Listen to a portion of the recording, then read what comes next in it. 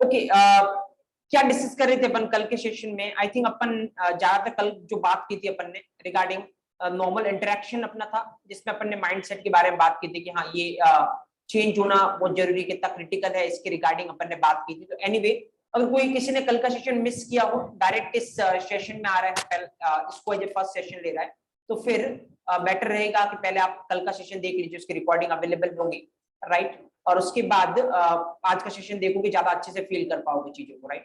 चलो, कल अपन ने ज्यादा कंटेंट के रिगार्डिंग बात की नहीं थी, आज अपन पूरा फुल्ली फ्लैश कंटेंट स्टार्ट करने वाले हैं, राइट? सो नाउ ये जो सेशन है वो डेडिकेटेड है जावा को लेके, तो जावा की बात करेंगे अपन इस सेशन में। चलो स्टार्ट करते हैं अपन। सो बहुत ही बेसिक एक टॉपिक से मैं आपको स्टार्ट करता हूँ, एंड देन जस्ट रियलाइज करना आपके कितने क्वेश्चन यहाँ से बन सकते हैं, किस तरीके से आपको हर एक क्वेश्चन का आंसर करना है, ऑल राइट? तो जस्ट एक बेसिक चीज होती है जिसके रिगार्डिंग अपन स्टार्ट करते हैं, एंड दैट इज, तो पहले मैं आपको थोड़ा सा मॉड्यूल के बारे में बता देता हूँ। जो भी जावा मॉड्यूल है, एंटायर जावा, तीन चीजें यहाँ पे रहने वाली है। एक आपका रहेगा कोर जावा, राइट? एक आपका रहेगा, हाँ बोलो, ये वाले बंद कर दो यहाँ से। एक आपका रहेगा कोर जावा, एक आपका रहेगा advance Java, right? And then तीसरा ऑब्वियसली जो रियल टाइम इंडस्ट्री जिस पे काम कर रही है उस तरीके के प्रोजेक्ट्स रहने वाले, राइट? तो जैसे अगर जावा की बात करें तो अभी रियल टाइम इंडस्ट्री पैटर्न के हिसाब से जो सबसे पॉपुलर फ्रेमवर्क चल रहा है वो फ्रेमवर्क है स्प्रिंग फ्रेमवर्क। तो जो भी आप प्रोजेक्ट पे काम करने वाले वो स्प्रिंग फ्रेमवर्क पे होने वाला है, क्योंकि मुझे लगता है आपको पता होगा कि कोई कॉलेज लेवल के प्रोजेक्ट पे काम नहीं होने वाला है, एक्चुअली जो इंडस्ट्री लेवल के प्रोजेक्ट है उस पे काम होने वाला है। तो जो करंट इंडस्ट्री डिमांड है उसी के अकॉर्डिंग आप काम करने वाले, तो फिर जब भी आपके प्रोजेक्ट स्टार्ट होंगे वो स्प्रिंग पे काम होने वाला। अभी के लिए सेशन का टाइमिंग आपकी 2 आवर्स का है, क्योंकि अभी कोर जावा स्टार्ट होगा आपका, राइट? और उसके बाद जैसे ही आपके प्रोजेक्ट स्टार्ट होंगे पैरेलल में 15 डेज के बाद वो सेशन का टाइम 2 आवर्स से बढ़ के 3 to 3.5 आवर का हो जाएगा, जब आपके प्रोजेक्ट्स भी पैरेलल में स्टार्ट हो जाएंगे। तो ये पार्ट जो चल रहा है वो तो चल ही रहा है, साथ में प्रोजेक्ट आपके पैरेलल स्टार्ट हो जाएंगे। तब तक विद इन 15 डेज आपको आइडिया हो जाएगा जावा किस तरीके से वर्क करता है, तो फिर आप प्रोजेक्ट को अच्छे से समझ पाओगे, राइट? तो ये प्लान रहने वाला है जो मैंने स्टार्टिंग में थोड़ा डिक्टेट किया आपको। चलो फिलहाल स्टार्ट करते हैं अपन। और एक चीज और मैं आपको बताता हूँ, तीनों मॉड्यूल में अगर आप देखोगे कोर जावा, एडवांस जावा और प्रोजेक्ट, तो फिर सबसे ज्यादा जो मैटर करता है यहाँ पे और सबसे ज्यादा जो फोकस एरिया होना चाहिए आपका वो होना चाहिए यहाँ पे, राइट? क्योंकि आप किसी भी इंटरव्यू में जाओगे, किसी भी इंटरव्यू को रिप्रेजेंट करोगे एज ए जावा डोमेन पे, तो सबसे पहला आपका जो नॉलेज टेस्ट होने वाला वो कोर जावा पे होने वाला। मतलब आप ये मान के चलो कि अगर आपको उस इंटरव्यू में 10 क्वेश्चन आपसे पुटअप होते, कम से कम 8 जो क्वेश्चन है वो आपके कोर जावा पे रहने वाले, पहले 8 क्वेश्चंस। अगर आप उसमें सेटिस्फाई कर पाते हो सामने वाले को, अगर उसको लगता है कि आपका नॉलेज सफिशिएंट है, तो फिर वो उसके आगे बात करने वाला है कि आपने किस प्रोजेक्ट पे काम कर रखा है, राइट? अगर आप इसको यहाँ पे सेटिस्फाई नहीं कर सकते हो तो यहाँ की तो बात होने वाली है ही नहीं कि किस प्रोजेक्ट पे काम कर रखा है। तो सबसे ज्यादा जो फोकस वाला एरिया आपका होना चाहिए वो ये। और इसीलिए इवन जो मैं कल आपको हाईएस्ट लेवल के सर्टिफिकेशन की बात कर रहा था ना, वो जो ओरेकल सर्टिफिकेशन OCJP जो मैंने आपको कल डिक्टेट किया था, पूरी तरीके से वो सर्टिफिकेशन जो एग्जाम है वो किस पे बेस होता है? कोर जावा पे बेस होता है। क्योंकि अगर आपको नॉलेज है कोर जावा की तो आप हमेशा डिसीजन ले पाओगे, जिसके रिगार्डिंग मैं आपको कल बात कर रहा था, किस सिचुएशन में कौन सा कंसेप्ट यूज करना है ऑल। क्योंकि इंडस्ट्री में डिसीजन हमेशा मैटर करते हैं कि अगर मान लो एक कंसेप्ट की जगह आपने दूसरा कंसेप्ट यूज किया तो मे बी आपका रिजल्ट तो आ जाए जो आपको रिजल्ट चाहिए, लेकिन वो रिजल्ट को लाने में हो सकता है ज्यादा टाइम लग जाए, राइट? तो इंडस्ट्री में खाली रिजल्ट मैटर नहीं करता, क्योंकि आप क्लासरूम लेवल पे सोचते हो तो आपको क्या करना है, खाली आपको पता चले कि किसी प्रोग्राम का आउटपुट 100 आना चाहिए, तो आप इसी तरीके से दिमाग लगाते हो कि कुछ भी करके मेरे को आउटपुट कितना चाहिए, 100 चाहिए। अब क्या मेथड आपने फॉलो किया, क्या इसके पीछे आपने तरीका लगाया, वो आपके लिए इतना मैटर करता नहीं, खास करके क्लासरूम स्टैंडर्ड पे। लेकिन यही जब आप इंडस्ट्री स्टैंडर्ड पे जाओगे तो रिजल्ट बाद में मैटर करता है। सबसे पहले जो चीज मैटर करती है वो क्या प्रोसेस आप फॉलो कर रहे हो, क्योंकि कौन सी प्रोसेस फॉलो कर रहे हो वो डिफाइन करेगा कि आपके प्रोजेक्ट की परफॉर्मेंस क्या रहने वाली है, ऑल दिस स्टफ, राइट? तो सारे कुछ अपन बात करेंगे। चलो फिलहाल अपन स्टार्ट करते हैं कोर जावा से। और यहाँ पे फर्स्ट टॉपिक जो अपन लेते हैं, पहला topic that is language fundamental, जहां पे अपन कोर जावा के बेसिक्स की बात करेंगे। एंड मैं आपको एक एक चीज पे रियलाइज करवाऊंगा किस तरीके से अच्छे इंटरव्यू में आप ये प्रूव कर सकते हो कि you are expert in this domain, right? और किस तरीके से आपको आंसर देना है, किस तरीके से लोग आंसर करते हैं। एक चीज मैं आपको और बोलता हूँ, लिखने की रिक्वायरमेंट नहीं है, अभी पूरा फोकस आपका यहाँ पे होना चाहिए। एक एक नोट्स जो भी मैं सेशन में बोल रहा हूँ मैं आपको लिखवाऊंगा, डोंट वरी, बट जब तक एक्सप्लेनेशन चल रहा है तब तक आप पूरी तरीके से इधर फोकस करिए, राइट? सो चलो, लैंग्वेज फंडामेंटल में सबसे पहला जो सब पार्ट अपन लेते हैं इसका, दैट इज आइडेंटिफायर, राइट? देखो आराम से लिखना क्या टॉपिक है, कितने तरीके के क्वेश्चन बन सकते हैं, कैसे आपको आंसर करना है। राइट, सबसे पहले अगर मैं बात करूं, एक बार के लिए अपन जावा भूल जाते हैं, अपन नॉर्मल इंग्लिश लैंग्वेज की बात करते हैं और उसके अकॉर्डिंग अपन बात करते हैं कि आइडेंटिफायर क्या होता है। तो आइडेंटिफायर मतलब ये एक वर्ड से मिलके बना है, दैट इज व्हाट, आइडेंटिफाई। अच्छा मेरे को एक बात बताओ, आइडेंटिफाई का मतलब क्या होता है इंग्लिश में? ऑब्वियसली किसी चीज को आइडेंटिफाई करना मतलब किसी चीज को पहचानना, राइट। अगर मैं आपको बोलूं कि सपोज करो यहाँ पे 100 स्टूडेंट है सेशन जो अटेंड कर रहे हैं, मान लो आपको किसी को भी आइडेंटिफाई करना है, किसी को कॉल करना है, कैसे करने वाले हो? उसके नाम से, राइट, क्योंकि हर एक स्टूडेंट के पास क्या होगा, नेम होगा। आपको अगर किसी को रेफर करना है कि मेरे को इससे बात करनी है, तो कैसे करोगे? उसके नेम से, राइट। तो ऑब्वियसली किसी को भी आइडेंटिफाई करने के लिए क्या काम आता है? नेम काम आता है, राइट। तो अगर जावा पे वापस आता, चलो इंग्लिश से अगर अपन बात करें जावा के आइडेंटिफायर की, तो सिंपल से डेफिनेशन ये बनती है यहां से, कोई भी नाम, जावा में कोई भी नाम जो है दैट इज व्हाट, आइडेंटिफायर। तो सिंपल से बोलने की रिक्वायरमेंट है कि जावा में किसी को कुछ भी नाम दोगे तो वो क्या होता है? आइडेंटिफायर, क्योंकि उस नाम के थ्रू ही अपन उसको पहचान पाएंगे एक्चुअली कि अपन किसकी बात कर रहे हैं, राइट। जैसे मान लो कल अपन ने थोड़ा वेरिएबल की बात की थी ना, सपोज करो 4 वेरिएबल है ABCD, आपको दूसरे वेरिएबल से काम है, आप कैसे पता करोगे? बी मतलब आप क्या रेफर कर रहे हो? उसका नाम। तो किसी भी चीज को आइडेंटिफाई करना है तो किसकी रिगार्डिंग करेंगे अपन? आइडेंटिफायर के रिगार्डिंग। तो आइडेंटिफायर बोलते किसको है? कोई भी नेम जावा में उसको बोलेंगे आइडेंटिफायर। अब अगर आप इस तरीके से आंसर दोगे कि any name in Java is known as identifier, 101% आपको अगला क्वेश्चन पूछा जाएगा, एनी नेम से आपका मतलब क्या है? जावा में किस किस के नाम हो सकते हैं, राइट। तो अभी मैं जस्ट लिख रहा हूं, जैसे जावा में आपको पता है आगे चल के अपन पढ़ेंगे क्लास होती है, तो क्लास का नाम हो सकता है, राइट। जावा में मेथड होती है, आगे चल के अपन पढ़ेंगे तो किसका नाम हो सकता है? मेथड का नाम हो सकता है। जावा में वेरिएबल होते हैं तो वेरिएबल का नाम हो सकता है, राइट। जावा में लेबल होते तो लेबल का नाम हो सकता है, डॉट डॉट डॉट। तो ये कोई सा भी नाम, वेदर वो क्लास का नाम हो, मेथड का नाम हो, या वेरिएबल का नाम हो, या लेबल का नाम हो, किस कैटेगरी में जाएगा? आइडेंटिफायर। मतलब जावा की बात करते हो, कोई सा भी नाम किस में जाएगा? आइडेंटिफायर। अभी के लिए दिमाग इस पे नहीं लगाना है कि क्लास क्या होता है, मेथड क्या होता है, वेरिएबल क्या होता है, लेबल क्या होता है, सब अपन डिटेल में डिस्कस करेंगे। अभी अपना डिस्कशन पॉइंट ये नहीं है, अभी अपना डिस्कशन पॉइंट क्या है? Identifier, right. ओके, चलो एक और चीज अपन बात करते हैं यहाँ पे। अब सिंपल सा लॉजिक मैं आपसे पूछता हूं, सपोज करो जैसे मान लो इतना तो अपने को पता चल गया कि कुछ भी नाम है उसको अपन क्या बोलेंगे? आइडेंटिफायर। और कुछ भी नाम से मतलब इनमें से कुछ भी हो सकता है, राइट। अब मैं आपसे एक सिंपल क्वेश्चन पूछता हूं, सपोज करो आपको किसी का नाम देना है, जैसे मान लो कोई चाइल्ड होता है तो अपन क्या करते हैं? उसका ऑब्वियसली नॉमेनक्लेचर करते हैं, उसका नाम देते हैं, राइट। सपोज आपको किसी चाइल्ड का नाम देना है, तो कुछ प्रोटोकॉल आप फॉलो करने वाले हो, या फिर कुछ भी नाम आप दे सकते हो, कोई भी रैंडम उठा के? ऑब्वियसली क्या आप ऐसा कर सकते हो कि कोई चाइल्ड है उसका नाम आपने दे दिया, सपोज करो डॉग दे दिया, राइट, या सपोज करो कैट दे दिया। तो करने को तो आप ऐसा कर सकते हो, क्योंकि अभी तो उसको कुछ समझ आएगा नहीं, लेकिन थोड़ा बड़ा होने के बाद में भी वही इशू करे आपके लिए, राइट। तो ऑब्वियसली यहाँ पे मैं जस्ट आपको ये बोलना चाह रहा हूँ, कुछ भी रैंडम नाम आप नहीं दे सकते। इवन जब भी आप किसी चाइल्ड का नाम देते तब भी आप बहुत सारे प्रोटोकॉल फॉलो करते हो सकता है आपके फैमिली ट्रेडिशन के हिसाब से कुछ चलता हुआ आ रहा है तो आप उसको फॉलो करोगे, या फिर जो भी आपने प्रोटोकॉल डिसाइड कर रखे उसके अकॉर्डिंग आप नाम देने वाले, राइट। तो जस्ट मेरा क्वेश्चन ये है आपसे कि जैसे जावा में भी जब किसी को नाम देने की बात आएगी, मतलब जब किसी आइडेंटिफायर की बात आएगी, वेदर वो क्लास का नाम हो, मेथड का नाम हो, वेरिएबल का नाम हो, लेबल का नाम हो, तो आप ऐसा नहीं कर सकते कि किसी को आपने कुछ भी नाम दे दिया, राइट।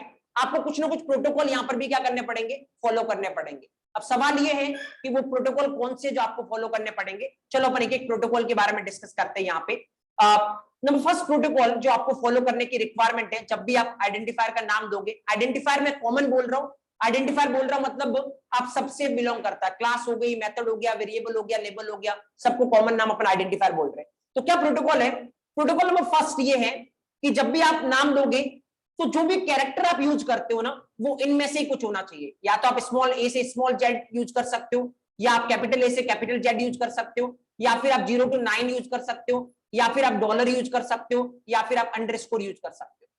ये 5 कॉम्बिनेशन है आपके पास अगर आपको जावा में किसी आइडेंटिफायर का नाम देना है, राइट। इन 5 के अलावा अगर आपने 6th कुछ भी यूज करने की ट्राई की तो डेफिनेटली क्या आने वाली है? एरर। एक्सेप्ट करेगा नहीं, क्योंकि ये प्रोटोकॉल नंबर फर्स्ट है जो आपको फॉलो करने की रिक्वायरमेंट है। फॉर एग्जाम्पल अगर मैं मान लो ऐसा लिखता हूं, यहाँ पे 2-3 एग्जाम्पल, मान लो मैं वेरिएबल ही बनाता हूं, मैंने लिखा int a dollar equal to 10, right. मैंने लिखा सपोज करो इंट a या फिर suppose int b at the rate equal to 20, right. Suppose let's say मैंने लिखा int z 9b equal to 30, suppose करो यहाँ पे मैं 3 वेरिएबल बनाए मैंने, राइट, एक वेरिएबल ये रहा, एक वेरिएबल ये रहा, एक वेरिएबल ये रहा। पहले वाले वेरिएबल का नाम आपने क्या दिया है, ए डॉलर, दूसरे वाले का बी @, तीसरे वाले का Z9B। देखो किसका नाम है, ये वेरिएबल का, किसी का भी नाम हो उसको अपन क्या बोलेंगे, आइडेंटिफायर। तो क्या ये प्रोटोकॉल फॉलो कर रहा है, पहले वाले को देखो, ए और डॉलर क्या दोनों इस कॉम्बिनेशन से बिलोंग करते हैं, यस, ए यहां से हो गया, डॉलर यहां से हो गया, तो कोई दिक्कत नहीं, पहले वाला वैलिड है, राइट। दूसरे वाले की बात करो, बी, हाँ बी इस कॉम्बिनेशन से बिलोंग करता है, @ नहीं, @ कहीं भी यहाँ पे मेंशन है नहीं, तो डेफिनेटली अगर आप ऐसा करने की ट्राई करोगे इस पे क्या आने वाली आपको एरर, ये एक्सेप्ट नहीं होने वाला, राइट। तीसरा अगर आप देखोगे कैपिटल जेड, क्या कैपिटल जेड आप ले सकते हो, यस। 9 क्या 9 आप ले सकते हो, यस। बी क्या बी आप ले सकते हो, yes, that means this is valid. तो जितने भी जब नाम आप देते हो किसी को, जितने भी कैरेक्टर आप यूज करोगे वो कैरेक्टर इस कैटेगरी से फॉल करने चाहिए, राइट। अगर इस कैटेगरी से बाहर का आपने एक भी कैरेक्टर यूज किया तो फिर डेफिनेटली क्या आने वाली है, एरर। तो फर्स्ट प्रोटोकॉल जब भी आप आइडेंटिफायर के रिगार्डिंग बात करोगे आपको ये ध्यान रखने की रिक्वायरमेंट है कि ये कॉम्बिनेशन है जिसको अपने को ध्यान में रखना, राइट। तो फर्स्ट रूल, फर्स्ट प्रोटोकॉल बहुत सिंपल है, इतना कुछ फील करने वाला है नहीं यहाँ पे, जस्ट आपको ध्यान रखना क्या कॉम्बिनेशन एंड ऑल, राइट। अभी कुछ लिखना नहीं है, विल डिस्कस, एक एक पॉइंट अपन डिस्कस करेंगे वापस, मैं आपको लिखवाऊंगा, डोंट वरी। फिलहाल के लिए एक बार पूरी तरीके से इधर फोकस करिए। नाउ सेकंड प्रोटोकॉल के पास चलते। देखो सेकंड प्रोटोकॉल क्या है, चलो मैं आपसे एक क्वेश्चन करता हूं बहुत नॉर्मल सा, ज्यादा अच्छे से आप फील कर पाओगे सेकंड प्रोटोकॉल। और देखो मैं आपको बताता हूं कि कैसे एक नॉर्मल लेवल के इंटरव्यू में आपसे क्वेश्चन पूछा जाता है और कैसे यही आप टियर 1 कंपनी को रिप्रेजेंट करोगे तो आपसे क्वेश्चन पूछा जाता है, राइट। दोनों में डिफरेंस देखना, देखो क्वेश्चन कैसे पूछे जाते हैं और दोनों में आपको आंसर कैसे करना है मैं आपको बताता हूं। अब जो एक चीज मैं आपसे पूछता हूं, आइडेंटिफायर क्या होता है, किसी का भी नाम, वेदर वो वेरिएबल का नाम हो, क्लास का नाम हो या मेथड का नाम हो या कुछ भी हो, राइट। ओके, सपोज जैसे मान लो मैंने यहाँ पे एक वेरिएबल का नाम लिखा, मैंने ऐसा लिखा इंट ABCDAE, सपोज करो ये टोटल सपोज XY, ये टोटल इक्वल टू 10। मान लो ये कितनी लेंथ का है, ये सपोज टोटल कितने कैरेक्टर है इसमें, मान लो 100 कैरेक्टर है, मतलब जो मैंने नाम लिखा ना आइडेंटिफायर का उसकी लेंथ कितनी है, 100 कैरेक्टर लंबा है, राइट। मेरा क्वेश्चन आपसे बहुत सिंपल सा है, क्या जावा में कोई लेंथ लिमिट है, तो कोई लेंथ फिक्स कर रखी है कि इससे बड़ा नाम आप नहीं ले सकते या फिर कितना भी बड़ा नाम ले सकते हो, there is no fix length limit. क्योंकि अगर मैं, चलो एक बार जावा भूल जाओ, अगर आपने सी लैंग्वेज के बारे में आपको थोड़ा बहुत आइडिया है तो आप मेरे को बताओ, सी में भी किसी के नाम को क्या बोलते हैं, आइडेंटिफायर। सी में भी अगर वेरिएबल बनाना आप ऐसे ही बनाने वाले हो, राइट। तो सपोज करो ये नाम आपने सी में लिखा होता तो क्या ये वैलिड है या इनवैलिड है, मतलब क्या सी में कोई लेंथ लिमिट होती है या फिर कितना भी बड़ा नाम आप सी लैंग्वेज में ले सकते हो, वैलिड है।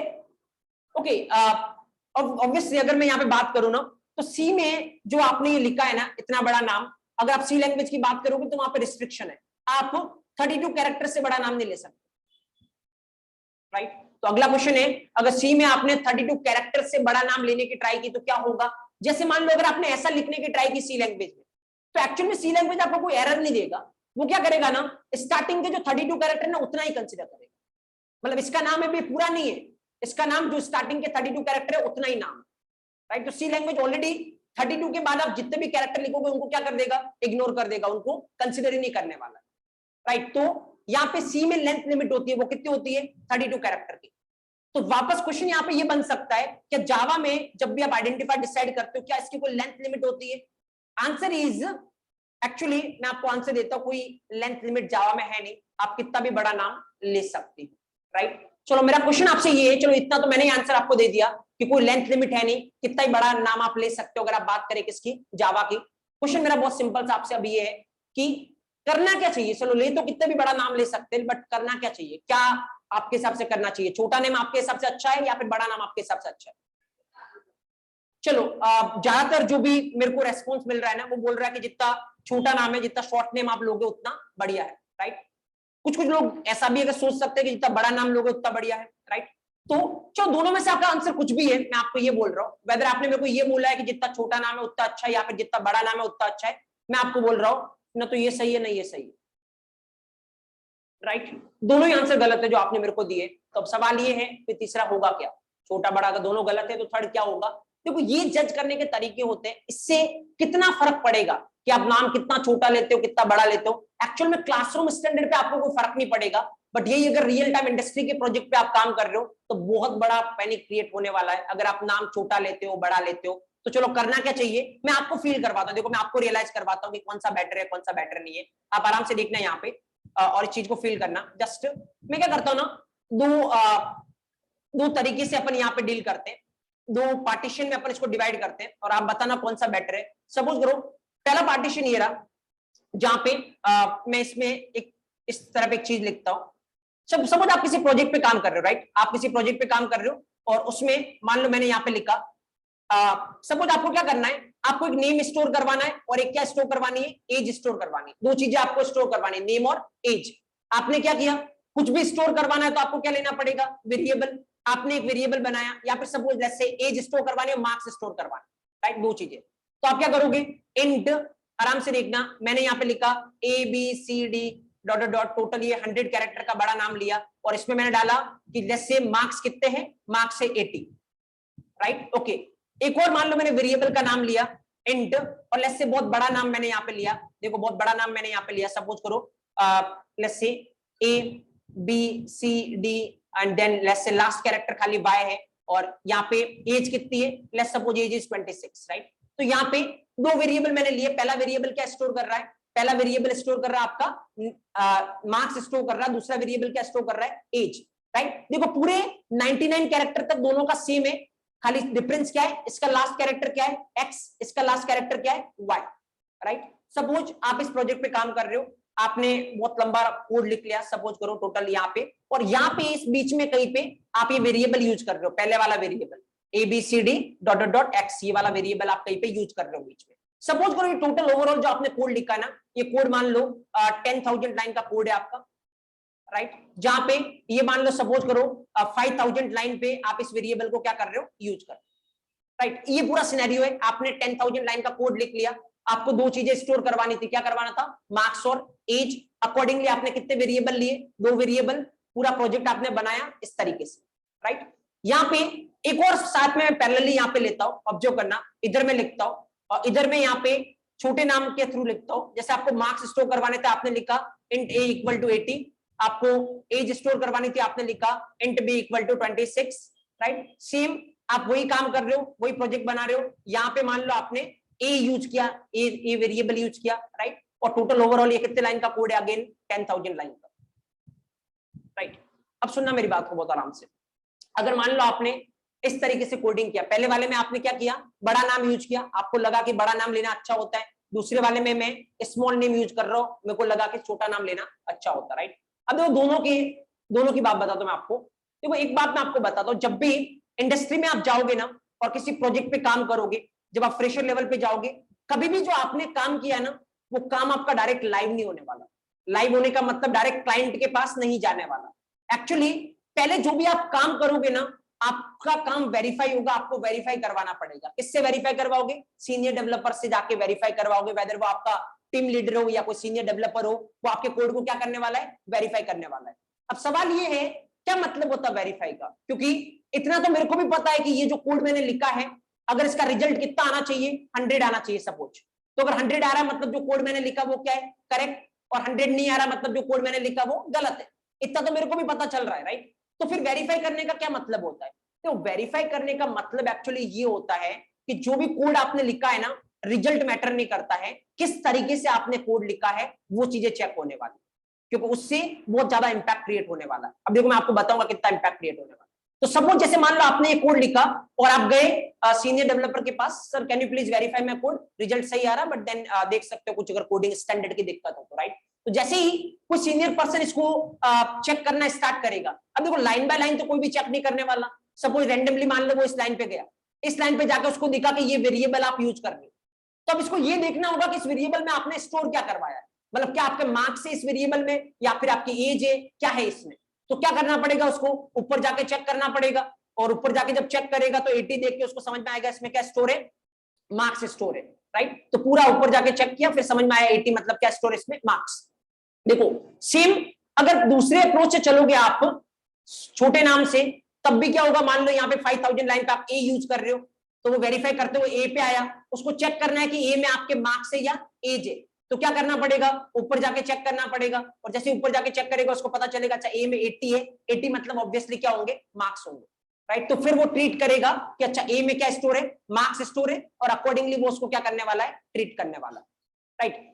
आराम से देखना, देखो दोनों ही केस में, भले वो पहला केस हो या दूसरा केस हो, उसको ये पता करने के लिए कि इस वेरिएबल में स्टोर क्या है, उसको चेक करना पड़ेगा ऊपर जाके। और अगर इस तरीके से चेकिंग करेगा तो इसमें क्या कंज्यूम होने वाला है, ज्यादा टाइम कंज्यूम होने वाला है, इसमें भी और इसमें भी, क्योंकि दोनों में ही उसको ऊपर जाके चेक करना पड़ रहा है कि ए में क्या स्टोर है, यहाँ पे एबीसीडी से लेके जो एक्स वेरिएबल का आपने नाम लिया है उसमें क्या स्टोर है, राइट। इसको एक्चुअल में पता है क्या बोलते हैं, अगर ये कोड आपने लिखा है, देखो समझना, मैं एक बहुत बड़ा टेक्निकल वर्ड यहाँ पे यूज कर रहा हूँ जो इंडस्ट्री में आपको बहुत बार सुनने को मिलेगा।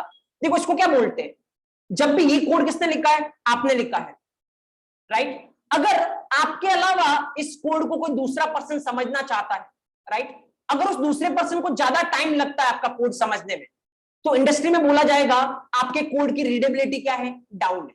रीडेबिलिटी डाउन होने का मतलब कोई तीसरा पर्सन इसको पढ़ेगा तो समझने में उसको क्या लगने वाला है, ज्यादा टाइम लगने वाला है, राइट। और अगर मान लो आपका कोड कोई तीसरा पर्सन समझ रहा है, उसको कम टाइम लग रहा है, इसका मतलब आपकी कोड की रीडेबिलिटी क्या है, अच्छी है, राइट। अब देखो फील करना है चीज को, जब आप क्लासरूम स्टैंडर्ड पे कोड करते हो तो कोड कौन लिखता है, आप ही लिखते हो, समझना किसको है, आपको ही समझना है, तो कोई फर्क पड़ता नहीं। बट जब आप इंडस्ट्री में काम करोगे तो एक प्रोजेक्ट पे कितने लोगों की टीम काम करती है, 100 लोगों की टीम काम कर रही है। तो अगर 100 लोगों की टीम काम कर रही है, मतलब एक पर्सन कुछ कर रहा है, दूसरा पर्सन कुछ कर रहा है, तो यहाँ पे ऑब्वियसली क्या होगा, एक पर्सन ने जो काम किया वो किसको समझना पड़ेगा, दूसरे को, दूसरे ने जो काम किया वो किसको समझना पड़ेगा, तीसरे को, क्योंकि वो यूज में तो आने वाला है ही आपके। तो अगर अब उसको समझने में आपको ज्यादा टाइम लग रहा है तो ऑब्वियसली कितना बड़ा लॉस होने वाला है, कितना ज्यादा टाइम कंजप्शन होने वाला, राइट। तो एक्चुअली इसीलिए इंडस्ट्री में सबसे ज्यादा फोकस किया जाता है किस पे, रीडेबिलिटी पे। अगर आप ऐसा करके गए ना इन दोनों में से किसी भी अप्रोच से, और अगर आप सीनियर डेवलपर के पास जाके बोले कि इसको वेरीफाई करो, इमीडिएटली वो देखते ही आपको बोलने वाला है पहले तो इसको सही करके लाओ, पहले तो इसकी रीडेबिलिटी इंप्रूव करके लाओ, वेरीफाई में उसके बाद करो, राइट। तो रीडेबिलिटी इंप्रूव करने का मतलब अभी मैं इसको समझने जाऊंगा तो मेरे को बहुत टाइम कंज्यूम होने वाला है, राइट। तो पहले प्रॉपर इसकी रीडेबिलिटी फॉर्म करके लाओ, देन आई विल वेरीफाई कि क्या होना चाहिए, फाइन। सो नाउ ऑब्जर्व करना यहाँ पे, एक्चुअली एक और चीज मैं आपको बताता हूं, जैसे सपोज इंडस्ट्री में इतना मैटर क्यों करता है, सपोज जैसे आपने मान लो ये कोड लिखा, राइट, आपने ये कोड लिखा, अब सपोज इसको इस सेंस में समझे कि आप पूरी लाइफ टाइम तो उस कंपनी में काम करने वाले हो नहीं, कभी ना कभी तो आप उस कंपनी को छोड़ोगे, राइट। जब आप उस कंपनी को छोड़ के जाओगे तो क्या होगा, जो काम आपने किया है उसकी जगह पे दूसरा कोई काम करने वाला है, कंपनी किसी दूसरे को हायर करेगी और वो काम करने वाला है। अब मेरा क्वेश्चन ये है, जब कंपनी किसी दूसरे को हायर करेगी और वो उस पर काम करने वाला है, तो इस पे काम करने के लिए पहले इसको क्या करना पड़ेगा, समझना पड़ेगा। अब अगेन अगर उसको समझने में ज्यादा टाइम लग गया, मान लो आपके पूरा प्रोजेक्ट समझने में उसको 10 दिन ज्यादा टाइम लग गया, तो 10 दिन अगर ज्यादा टाइम लग गया तो वो 10 दिन की सैलरी कंपनी को उसको क्या देनी पड़ेगी, ऐसे ही वेस्ट जा रही है एक तरीके से। तो सारा कुछ कैलकुलेशन होता है, इसीलिए ऑब्वियसली रीडेबिलिटी एक बहुत बड़ा फैक्टर होता है। सैलरी मैटर नहीं करता एक्चुअली। सपोज करो आपका कोड क्लाइंट के पास चल रहा है, राइट, और चलते चलते कुछ इशू आ गया। अब इशू आ गया तो आपको इमीडिएटली क्या करना पड़ेगा, फिक्स करना पड़ेगा। जैसे मैंने आपको कल बोला था ना, मान लो सपोज करो अमेजन की साइट चल रही है, राइट, अगर चलते चलते मान लो कोई इशू आ गया, अब देखो जितना टाइम आप लगाओगे उसको फिक्स करने में उतना ही आपका लॉस बढ़ता जाएगा। आपने उस इशू को 5 सेकंड में फिक्स कर दिया तो 5 सेकंड का लॉस होगा। अगर आपने उस इशू को फिक्स करने में 5 दिन का टाइम लगाया तो फिर 5 दिन में कितना बड़ा लॉस होगा वो आप समझ सकते हैं। क्योंकि पहली बात तो अगर 5 दिन तक मान लो इसका सर्वर डाउन रहता है तो आप इमीडिएटली क्या करोगे, ऑप्शन ढूंढने लगोगे, और आप अमेजन से किसके पास चले गए, जैसे फ्लिपकार्ट के पास चले गए। तो मान लो आप अच्छे खासे अमेजन पे ट्रस्ट कर रहे थे, लेकिन वो 5 दिन डाउन की वजह से आप फ्लिपकार्ट के पास चले गए, और मान लो आपको फ्लिपकार्ट पसंद आने लग गया, तो अब आप वापस अमेजन आ भी जाएगा तो उसके पास आप नहीं जाओगे जब तक इसमें कोई आपको इशू नहीं हो जाए, राइट। तो 5 दिन में उसको कितना बड़ा लॉस हो गया, ऑब्वियसली बहुत बड़ा लॉस है। तो जब भी कोई इशू आता है चलते टाइम पे, उसको जितना जल्दी फिक्स करोगे उतना बेटर है। अब फिक्स कब कर पाओगे, जब पहले तो समझोगे कि इशू आ क्यों रहा है, और इशू आने के लिए पहले आपको कोड समझना पड़ेगा, और समझने के बाद ही उसको आप क्या कर सकते हो, फिक्स कर सकते हो। तो सवाल ये है, समझने के लिए अगेन अगर उसकी रीडेबिलिटी अच्छी होगी तो आप जल्दी समझ पाओगे, रीडेबिलिटी अच्छी नहीं है तो समझने में क्या लगेगा, अगेन टाइम लगेगा, और जितना टाइम लगेगा उतना ही आपको बिजनेस लॉस होने वाला है, राइट। तो अगेन ये सारी चीजें, सबसे इंपॉर्टेंट चीजें रीडेबिलिटी अगर आप इंडस्ट्री पर्सपेक्ट से बात करोगे तो देखो, ना तो बड़ा नाम लेना चाहिए ना छोटा नाम लेना चाहिए, दोनों में क्या है, इशू है। अब मैं आपको बताता हूं एक्चुअली फिर करना क्या चाहिए। करना ये चाहिए आपको, क्या बेटर रहता है, यहाँ पे मैं ऐसा कोड करता अगर सेम को, देखो मुझे मार्क्स स्टोर करवाने, मैंने क्या लिखा, इंट मार्क्स इक्वल टू 80। अब जो करना, मैंने लिखा इंट एज इक्वल टू 26, और अब मैं मान लो यहाँ पे काम कर रहा हूँ, सपोज करो मैं यहाँ पे एक वेरिएबल यूज कर रहा हूँ एज, और मान लो कि मैंने 10,000 लाइन का एक कोड बनाया। अगर मैं अब गया सीनियर डेवलपर के पास, can you please verify my code, right? जैसे ही मान लो वो इस लाइन पे आया, क्या दिखा इसको? एज। क्या इसको ऊपर जाके ये देखने की रिक्वायरमेंट है इसमें क्या हो रहा होगा? नहीं, क्योंकि नाम देखते उसको पता चल गया इसमें क्या स्टोर होगा, एज स्टोर होगी, और वो अकॉर्डिंगली चीजों को क्या कर सकता है, ट्रीट कर सकता है। बट यहाँ पे बी देख के मैं ये नहीं बता सकता कि इसमें क्या स्टोर है, एज, इसमें मार्क्स स्टोर है, एज स्टोर है, मैं नहीं बता सकता। तो मेरे को उसको वेरीफाई करना पड़ेगा, और वो वेरीफाई करने के लिए एक्स्ट्रा टाइम कंज्यूम होगा, राइट? तो अगर यहाँ पे आप कंपेयर करो, देखो पिछले वाले एग्जांपल में आपको पता मैंने मार्क्स का नाम ए लिया था, एज का नाम क्या लिया था, बी। अगर आप छोटे की बात करोगे तो यहाँ पे बी छोटा है या एज छोटा है?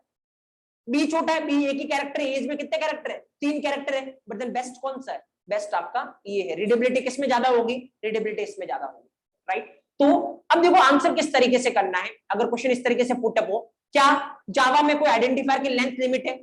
तो आपको क्या करना है, आइडेंटिफायर को कोई लेंथ लिमिट नहीं है, लेकिन जब भी आइडेंटिफायर का नाम लेते हैं अपने को इंश्योर करना है कि रीडेबिलिटी क्या रहे, इंप्रूव रहे, राइट? तो अब अगला क्वेश्चन 100% आएगा, रीडेबिलिटी क्या होती है? क्योंकि क्लासरूम स्टैंडर्ड पे कोई आपसे एक्सपेक्ट नहीं करेगा कि आप रीडेबिलिटी और इनकी बात करते हो, क्योंकि ये काम आता ही नहीं क्लासरूम स्टैंडर्ड पे, क्योंकि आप ही कोड लिख रहे हो, आप ही कर रहे हो, राइट? तो फिर आप बोलो रीडेबिलिटी क्या होता है? रीडेबिलिटी मतलब अगर मैंने कोई कोड किया है तो तीसरा पर्सन उस कोड को रीड कर रहा है, अगर उसको ज्यादा टाइम लग रहा है मतलब मेरे कोड की रीडेबिलिटी क्या है, डाउन है। और अगर कोई तीसरा पर्सन मेरे कोड को रीड कर रहा है, कम टाइम लग रहा है, मतलब मेरे कोड की रीडेबिलिटी अच्छी है, राइट? इंडस्ट्री लेवल पे रीडेबिलिटी बहुत बड़ा फैक्टर होता है, क्योंकि इससे बहुत लॉसेज हो सकते हैं। तो अगला क्वेश्चन आपसे आएगा, क्या बड़ा फैक्टर हो सकता है, क्या लॉसेज हो सकते हैं, अकॉर्डिंगली आप एक्सप्लेन कर सकते हो। या अगला क्वेश्चन आपसे ये भी आ सकता है, छोटा नाम लेने में क्या दिक्कत है, बड़ा नाम लेने में क्या दिक्कत है ना? अगर इस तरीके से आप आंसर दोगे, मतलब हर एक पॉइंट पे आप ये रियलाइज करवा रहे हो सामने वाले को कि आप एक एक चीज को किससे रिलेट कर रहे हो, इंडस्ट्री से रिलेट कर रहे हो, आप क्लासरूम स्टैंडर्ड पे काम नहीं कर रहे हो। फाइन। इवन आपको पता है जब आपको एज ए सॉफ्टवेयर डेवलपर आपको हायर करने से पहले एज ए सॉफ्टवेयर ट्रेनी आप हायर हो, जहां पे हर एक कंपनी आपको 2-3 महीने की क्या करवाएगी, ट्रेनिंग करवाएगी। अब सवाल ये है, जब उन्होंने इंटरव्यू ले लिया आपका, राइट, उन्होंने जज कर ही लिया कि आप अच्छे हो, आपको नॉलेज है, इसीलिए आपको सेलेक्ट किया, तो फिर ये 3-4 महीने की ट्रेनिंग की रिक्वायरमेंट क्या है? ये 3-4 महीने की ट्रेनिंग की रिक्वायरमेंट इसलिए है क्योंकि आप क्लासरूम पे जो स्टैंडर्ड सीखते हो और इंडस्ट्री जो स्टैंडर्ड फॉलो करती है, दोनों में बहुत फर्क है। तो वो डिफरेंस दूर करने के लिए एक्चुअल में वो चीजें होती है। अगर आप उनको इंटरव्यू में ये हिंट दे सकते हो कि आपको पहले दिन से पता है इंडस्ट्री क्या प्रोटोकॉल फॉलो करती है और आपने उसी तरीके से चीजों को किया है, राइट, देन बिलीव मी, जितने भी लोगों के साथ आप इंटरव्यू दे रहे हो कोई फर्क पड़ेगा नहीं, डेफिनेटली वो एक अलग तरीके का स्पार्क क्रिएट करने वाला है, राइट। तो हर एक मोमेंट पे वही रियलाइज करो कि क्या करना है। पता आपको एक और तरीका मैं आपको बताता हूँ कितना ये मैटर करता है। देखो एक और चीज मैं आपको यहाँ से रिलेट करता हूँ। जैसे सपोज करो, मान लो सपोज आपकी इंजीनियरिंग खत्म होगी, राइट, और इंजीनियरिंग खत्म होने के बाद सपोज लेट्स से 2-3 साल तक आपकी जॉब नहीं लगी, क्या करते हो आप, क्या ऑप्शन है? ऐसे बहुत सारी चीजें मैं आपको बताऊंगा।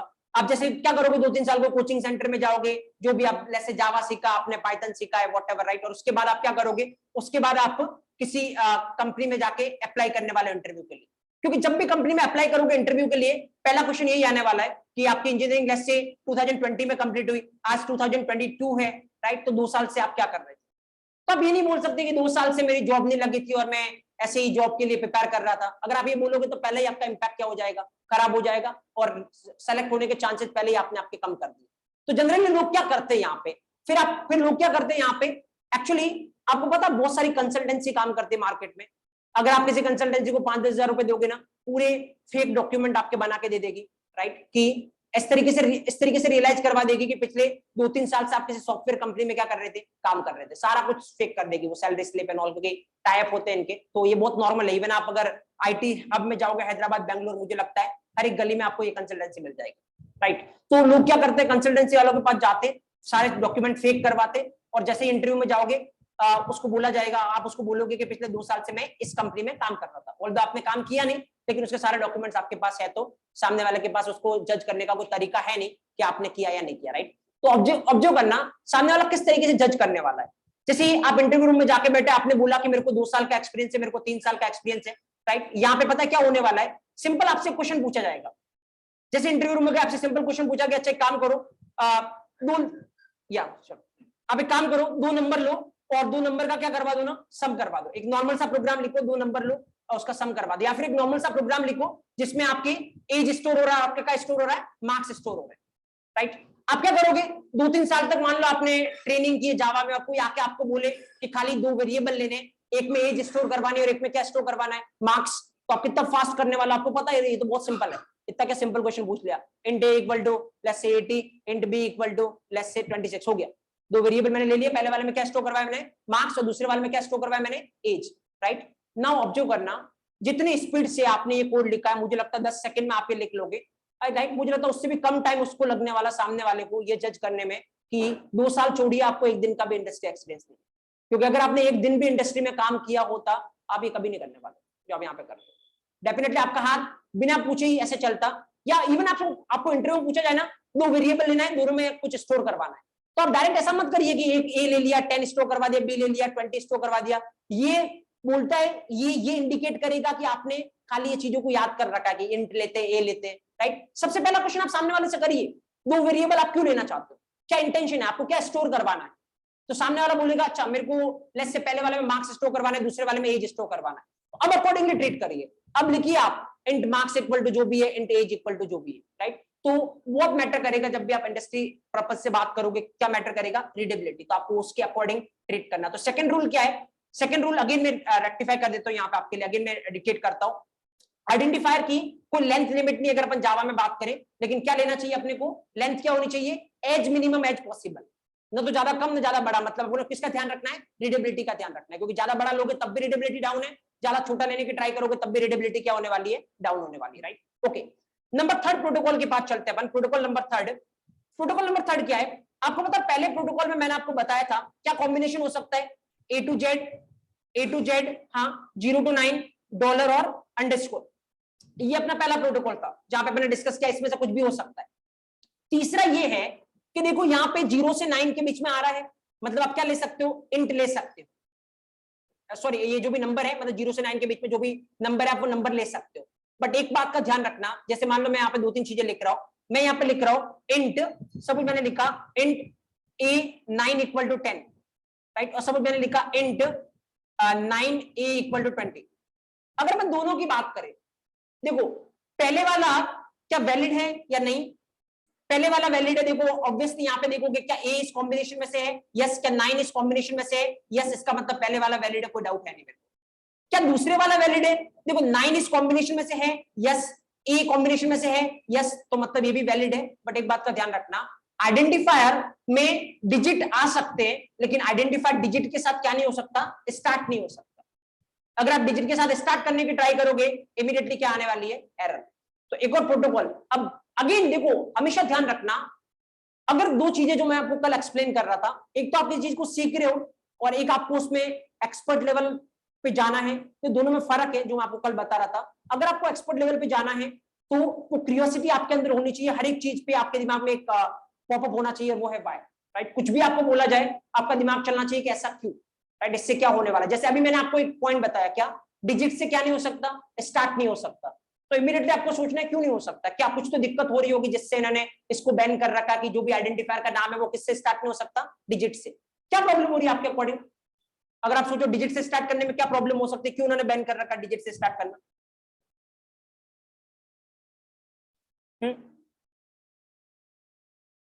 तो क्या प्रॉब्लम हो सकती है मैं आपको बताता हूं। देखो ये क्या, इधर क्या है वैल्यू, इधर क्या है वेरिएबल का नाम। अब देखो अगर पहला डिजिट है तो अगेन आपका कंपाइलर जो है वो कंफ्यूज हो सकता है कि क्या ये वैल्यू है या वेरिएबल, राइट, और कंफ्यूजन हो सकता है। अगर आप ऐसा लिखोगे तो जैसे पहला कैरेक्टर देगा 100% श्योर है कि क्या ये वेरिएबल है। अब इसके बाद फिर डिजिट लिखोगे तो कोई दिक्कत नहीं, क्योंकि पहले श्योर हो गया कि ये क्या है वेरिएबल। लेकिन अगर आपने पहले डिजिट लिखा है तो फिर वो उसको ये मानेगा, ये श्योर नहीं होगा, थोड़ा कंफ्यूजन बढ़ेगा कि क्या ये डिजिट है, क्या ये वैल्यू है, या फिर क्या ये वेरिएबल है। क्योंकि अगर ऐसा होता तो फिर तो आप ये भी कर सकते थे 99 equal to 20, int 99 equal to 20। अब सवाल ये है इस 99 को आपका कंपाइलर वेरिएबल माने या इस 99 को आपका कंपाइलर क्या माने, वैल्यू माने। There is a confusion, right, क्योंकि 99 अकॉर्डिंगली आप तो इसको क्या बनाना चाह रहे हो, वेरिएबल, बट ये तो वैल्यू भी हो सकती है। और अगर ये वैल्यू हो सकती है तो ये स्टेटमेंट भी गलत है, 99 क्या 20 के बराबर है, नहीं है, राइट। तो ऑब्वियसली कंफ्यूजन को अवॉइड करने के लिए एक और प्रोटोकॉल काम करता है, वो क्या, आप जो भी आपका आइडेंटिफायर उसको किससे स्टार्ट नहीं कर सकते, डिजिट से स्टार्ट नहीं कर सकते, रूल नंबर 3 या प्रोटोकॉल नंबर 3, राइट। तो उसको याद करने की ट्राई मत करो, एक चीज को आप रिलेट करने की ट्राई करो। चलो अपन चलते हैं नंबर 4 की तरफ। व्हाट इज 4th वन, तो 4th वन ये है कि जावा में आप रिजर्व वर्ड को आइडेंटिफायर नहीं बना सकते, आप रिजर्व वर्ड को आइडेंटिफायर जावा में नहीं बना सकते, राइट। अब सवाल ये यहाँ पे क्या होता है रिजर्व वर्ड, पहली बात तो यही होती है, राइट। मैं आपको बताता हूँ एक्चुअली रिजर्व वर्ड क्या होता है। देखो जैसे मान लो आप पहले इसको इस तरीके से फील करिए, सपोज आपको कोई ट्रेवल करना है, राइट। मान लो आपको बस से ट्रेवल करना है या फिर आपको ट्रेन से ट्रेवल करना है या इवन आपको फ्लाइट से ट्रेवल करना है। आप सबसे पहले क्या करने वाले हो, रिजर्वेशन करने वाले हो आज के टाइम पे, राइट। रिजर्वेशन का मतलब क्या होता है, आपने रिजर्वेशन कर लिया, इसका मतलब क्या है, मतलब आपके लिए सीट रिजर्व हो गई, मतलब ये फिक्स हो गया, उस सीट पे आप बैठ सकते हो, आपके अलावा कोई नहीं बैठ सकता, राइट। आपके लिए वो चीज फिक्स हो गई। तो रिजर्व वर्ड का मतलब क्या है, उस वर्ड के लिए कोई काम फिक्स कर दिया गया कि वो वर्ड वही काम करेगा। जैसे मान लो मैं कुछ एग्जांपल आपको देता हूं, एक है इफ, राइट। अगर आपको पता है इफ क्या करता है, राइट, तो अगर आपने देख रखा है, नहीं देख रखा तो कोई दिक्कत नहीं है, अभी अपना टारगेट इफ नहीं है, अभी अपना टारगेट रिजर्व वर्ड है। विल डिस्कस कि इफ क्या होता है, एक एक पॉइंट अपन डिस्कस करेंगे, बट अभी के लिए अगर आपने देख रखा तो आपको पता है इफ क्या करता है। इफ जब भी लिखते हैं ये अपने आगे की कंडीशन चेक करता है, अगर कंडीशन ट्रू है तो ये चलता है, कंडीशन फॉल्स है तो नहीं चलता है, राइट, यही करता है इफ। तो देखो इफ को फिक्स काम दे रखा है कि जब भी तेरे को कोई यूज करे, तेरे को क्या करना है, तेरे आगे की कंडीशन चेक करनी है, अगर वो ट्रू है तो तेरे को चलना है, फॉल्स है तो तेरे को नहीं चलना है। तो इसके पास फिक्स काम है। तो अगर इफ से आप कोई दूसरा काम करवाने को बोलोगे, इफ बोलेगा मैं नहीं करूंगा, क्यों, क्योंकि एक्चुअली मेरे को पहले से फिक्स कर दिया गया कि तेरे को एक ही काम करना है, तो वही काम करने वाला, उसके अलावा मैं कुछ काम नहीं करूंगा। जैसे एक और एग्जांपल मैं आपको देता हूं, सपोज करो आपने नाम सुना तो फोर, राइट। क्या करता है फोर, किसी चीज को बार बार चलाना हो तो क्या काम आता है, फोर, मतलब लूप चलाना हो तो क्या काम आता है, फोर। तो अगर फोर से बोलोगे ना कि लूप चलाने के अलावा कुछ और काम कर, ये मना कर देगा, ये बोलेगा मेरे को पहले से रिजर्व किया गया है, फिक्स किया गया है कि तेरा काम ओनली क्या है, बार बार चलाना। ये बोलेगा मेरे को फिक्स किया गया है कि तेरा काम ओनली क्या है, कंडीशन चेक करना है, राइट। तो इसके अलावा ये कोई काम नहीं करेगा। तो मैं आपको ये बताना चाह रहा हूं कि अगर आपने ऐसा लिखने की ट्राई की, सपोज करो int if equal to 10, right, या फिर इंट 4 इक्वल टू 20, तो देखो आप इफ का क्या काम है, इफ को पहले से क्या काम दे रखा है कि तेरे को कंडीशन चेक करनी है, अगर वो कंडीशन ट्रू है तो चलना है, फॉल्स है तो नहीं चलना है। यहां पे आप इफ से क्या बोल रहे हो, कितना स्टोर कर दे, 10। इफ से बोल रहे हो कि इफ कितना स्टोर कर, 10। क्या इफ करने वाला है, नहीं, ऑब्वियसली क्या आने वाली है, एरर। 4 का काम क्या है, 4 बार बार चीजों को चलाता है, यहां पे आप 4 को बोल रहे हो 4 तो 20 को स्टोर कर दे, क्या 4 करेगा, नहीं, क्योंकि 4 बोलेगा मैं 20 को स्टोर नहीं कर सकता क्योंकि मेरा काम अलग है, राइट। तो मैं आपको जस्ट एक बात बता रहा हूं, जो भी रिजर्व वर्ड है जावा में, उसको आप क्या नहीं बना सकते, आइडेंटिफायर नहीं बना सकते, मतलब किसी का नाम नहीं दे सकते, भले वो वेरिएबल हो, मेथड हो, क्लास हो, क्योंकि किसी को भी नाम देने की ट्राई की अगर आइडेंटिफायर, तो वो क्या देने वाला है, एरर देने वाला है, राइट। अब सवाल ये है कि मेरे को कैसे पता चलेगा सर कितने रिजर्व वर्ड है, राइट, क्योंकि अभी इफ और फोर तो दो आपने बता दिए, इसके अलावा भी और भी रिजर्व वर्ड होंगे इसे, तो मेरे को कैसे पता चलेगा कि कितने रिजर्व वर्ड है, वेदर ये एरर देगा या नहीं देगा। मैं आपको बताता हूं एक्चुअली, अगर अपन जावा की बात करें ना, तो टोटल जावा लैंग्वेज में 53 रिजर्व वर्ड, राइट। अब सवाल ये है कि आपको ये 53 याद रखने। अब देखो प्रोसेस अपन ये फॉलो करेंगे कि मैं आपको आज ये 53 कीवर्ड की लिस्ट नहीं देने वाला, रिजर्व वर्ड में आपको नहीं बताने वाला 53 कौन कौन से, क्योंकि अगर आज मैं आपको बताऊं कि ये लिस्ट है, ये 53 रिजर्व वर्ड है, तो आप इसको क्या करोगे, याद करने की ट्राई करोगे, क्योंकि आपको पता ही नहीं वो काम क्या है। मैं आपको बोलूं कि सपोज करो ट्राई एक रिजर्व वर्ड है, कैच एक रिजर्व वर्ड है, तो आप इसको याद ही करना पड़ेगा, क्योंकि आपको तो पता ही नहीं ट्राई क्या काम करता है, कैच क्या काम करता है।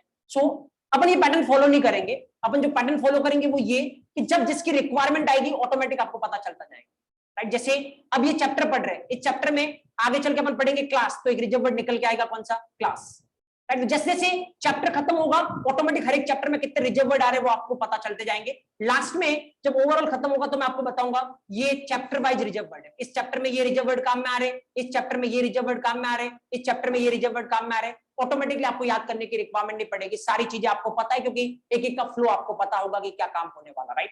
तो जब जिस चीज की रिक्वायरमेंट पड़े तब याद करो, तो ऑटोमेटिक वो आपकी लर्निंग इंप्रूव करेगी। अगर आप इसको अभी याद करने की ट्राई करोगे डेफिनेटली आप इसको भूलने वाले हो, राइट। तो फिर ये प्रोसेस अपन फॉलो नहीं करेंगे। तो टोटल अभी के लिए मैं आपको बता रहा हूं 53 रिजर्व वर्ड होते हैं। कौन से 53 आप वेट करिए, टॉपिक वाइज आपको एक एक टॉपिक के क्लियर होते जाएंगे कौन से रिजर्व वर्ड, राइट। तो this is the rule number 4 कि आप रिजर्व वर्ड को एज ए आइडेंटिफायर नहीं बना सकते, right. What about number 5th one, चलो 5th के बाद चलते हैं अपन। देखो 5th में आपको क्या बता रहा हूं ना, जावा लैंग्वेज जो है, राइट, देखो दो कैटेगरी की लैंग्वेज होती है, एक लैंग्वेज होती है केस सेंसिटिव, राइट, एक होती है केस इनसेंसिटिव, एक होती है केस सेंसिटिव, एक होती है केस इनसेंसिटिव। क्या मतलब होता है मैं आपको बताता हूं। देखो अगर किसी लैंग्वेज में यहाँ पे अगर मान लो आपने स्मॉल ए लिख रखा है और मान लो आपने लिख रखा है कैपिटल ए, अगर किसी लैंग्वेज में ये दोनों अलग अलग माने जाते हैं कि स्मॉल ए अलग है और कैपिटल ए अलग है, तो ऑब्वियसली उसको अपन क्या बोलेंगे, case sensitive.